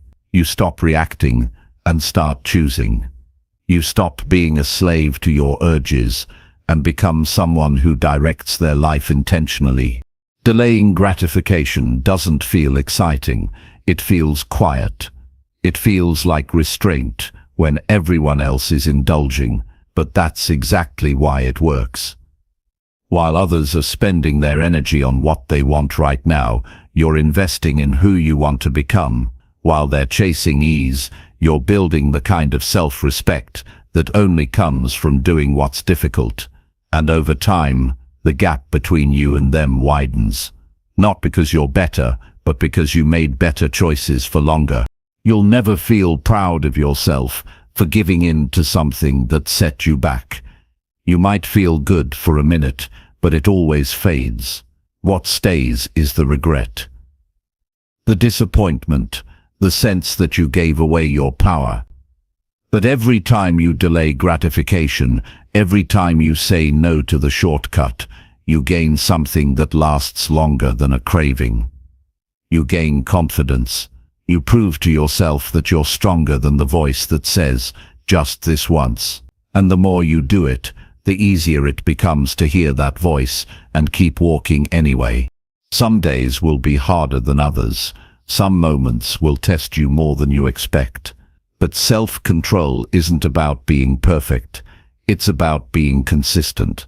It's about remembering that every time you choose growth over comfort, you're getting stronger, even if you don't see it yet.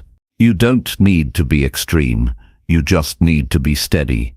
You just need to hold the line a little longer. And when you fall short, and you will, you don't let that become a reason to stop. You reset, you return to your values, and you keep going. The hardest part of self-control is that no one claps for it. No one celebrates you when you delay the cookie, when you skip the distraction, when you say no to the easy way out. But that's what makes it powerful. You're doing it because you've decided you matter. Your goals matter. Your future matters more than this moment. That kind of clarity changes the way you live.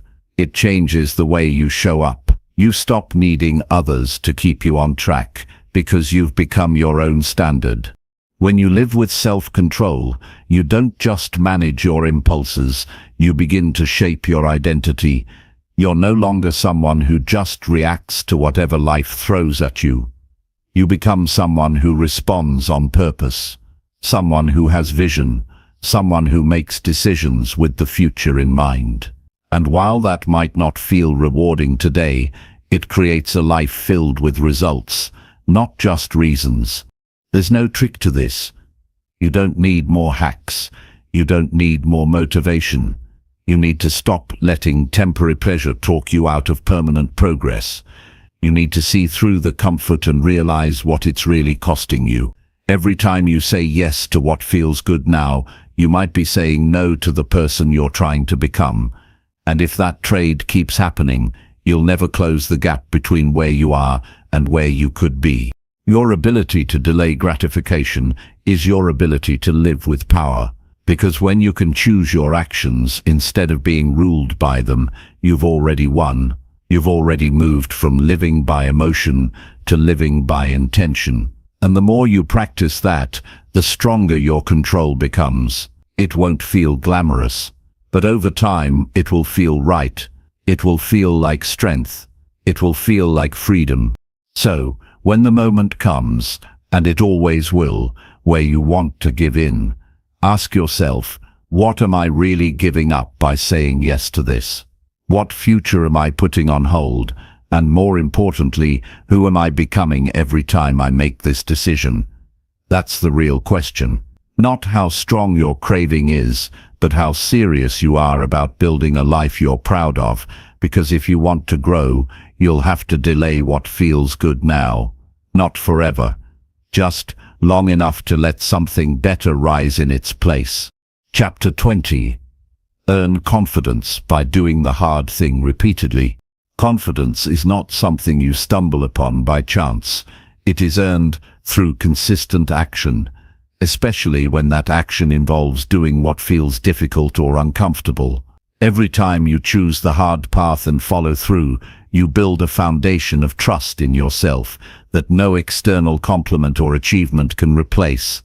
This trust becomes the backbone of your confidence, making it stronger and more reliable over time. Confidence grows not because you avoid struggle, but because you face it head-on again and again until it becomes part of who you are.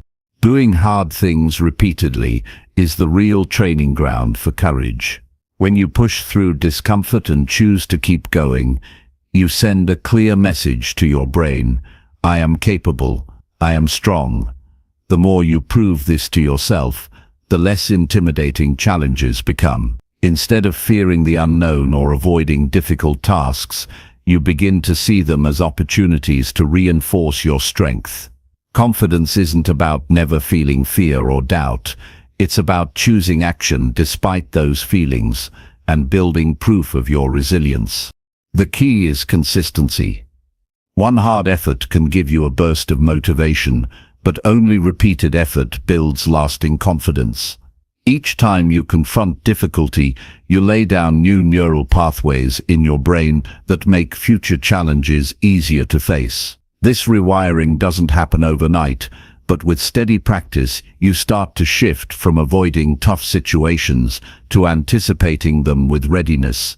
Your identity begins to align with persistence and strength because your actions consistently reflect those qualities. It's important to understand that hard doesn't mean impossible. It means uncomfortable, unfamiliar, or challenging enough to test your limits. It could be waking up early, tackling a demanding project, having a difficult conversation, or sticking to a healthy habit when every part of you wants to quit. These actions stretch you. They push you beyond the safe zone where confidence can't grow. And while the first few attempts might feel shaky or discouraging, the momentum built from showing up repeatedly makes those actions easier with time. Confidence earned this way is stable because it is rooted in experience. It is not based on external approval, luck, or fleeting success. When you earn your confidence through repeated hard work, it becomes a part of your character. You don't need to prove it to others because you know what you've been through. This internal confidence is what allows you to remain calm under pressure, to take risks when necessary, and to keep moving forward when setbacks come. It's a quiet power that doesn't demand attention, but commands respect. Facing hard things repeatedly also teaches humility. You realize that success is not a one-time event, but a journey filled with ups and downs. You learn to appreciate the process instead of just focusing on the outcome. Each difficult task completed adds to your skill set and mental toughness. You become more adaptable and less afraid of failure because you know you have what it takes to recover and try again. This mindset is what true confidence is made of, not arrogance, but grounded belief in your ability to handle whatever comes. Building confidence through doing hard things also shifts your relationship with discomfort. Instead of running from it, you start to see discomfort as a sign that you are growing. You welcome the challenge because you understand that comfort zones are prisons for potential. Every hard moment you endure expands your capacity and proves your resilience. This doesn't mean seeking pain or suffering unnecessarily, but recognizing that growth requires struggle and accepting it as part of the process. A common trap is waiting to feel confident before taking on hard challenges. This is backward. Confidence comes from the action itself, not before it, waiting for the right moment. Or perfect conditions only delays progress and allows doubt to grow. The real growth starts when you do the hard thing, despite fear or uncertainty. Each success builds on the last, creating a chain of experience that fuels your confidence. If you wait to feel ready, you may never start. But if you start, no matter how small the step, confidence will follow. To cultivate this habit, set clear, achievable challenges for yourself and commit to facing them regularly. Don't just do what's easy or convenient. Choose tasks that test you. This might mean dedicating time to difficult learning, pushing physical limits, or confronting uncomfortable truths in relationships. The important part is not perfection, but persistence. Keep doing the hard things, and you will notice a gradual but undeniable increase in your belief in yourself. Celebrate the small wins along the way, but don't let them become excuses to stop growing. Confidence isn't a finish line, it's a continuous journey of proving yourself right when doubt tries to take over. Each repeated act of courage strengthens your sense of identity as someone who doesn't back down. It rewires your brain to expect success because you've earned it through action, not wishful thinking.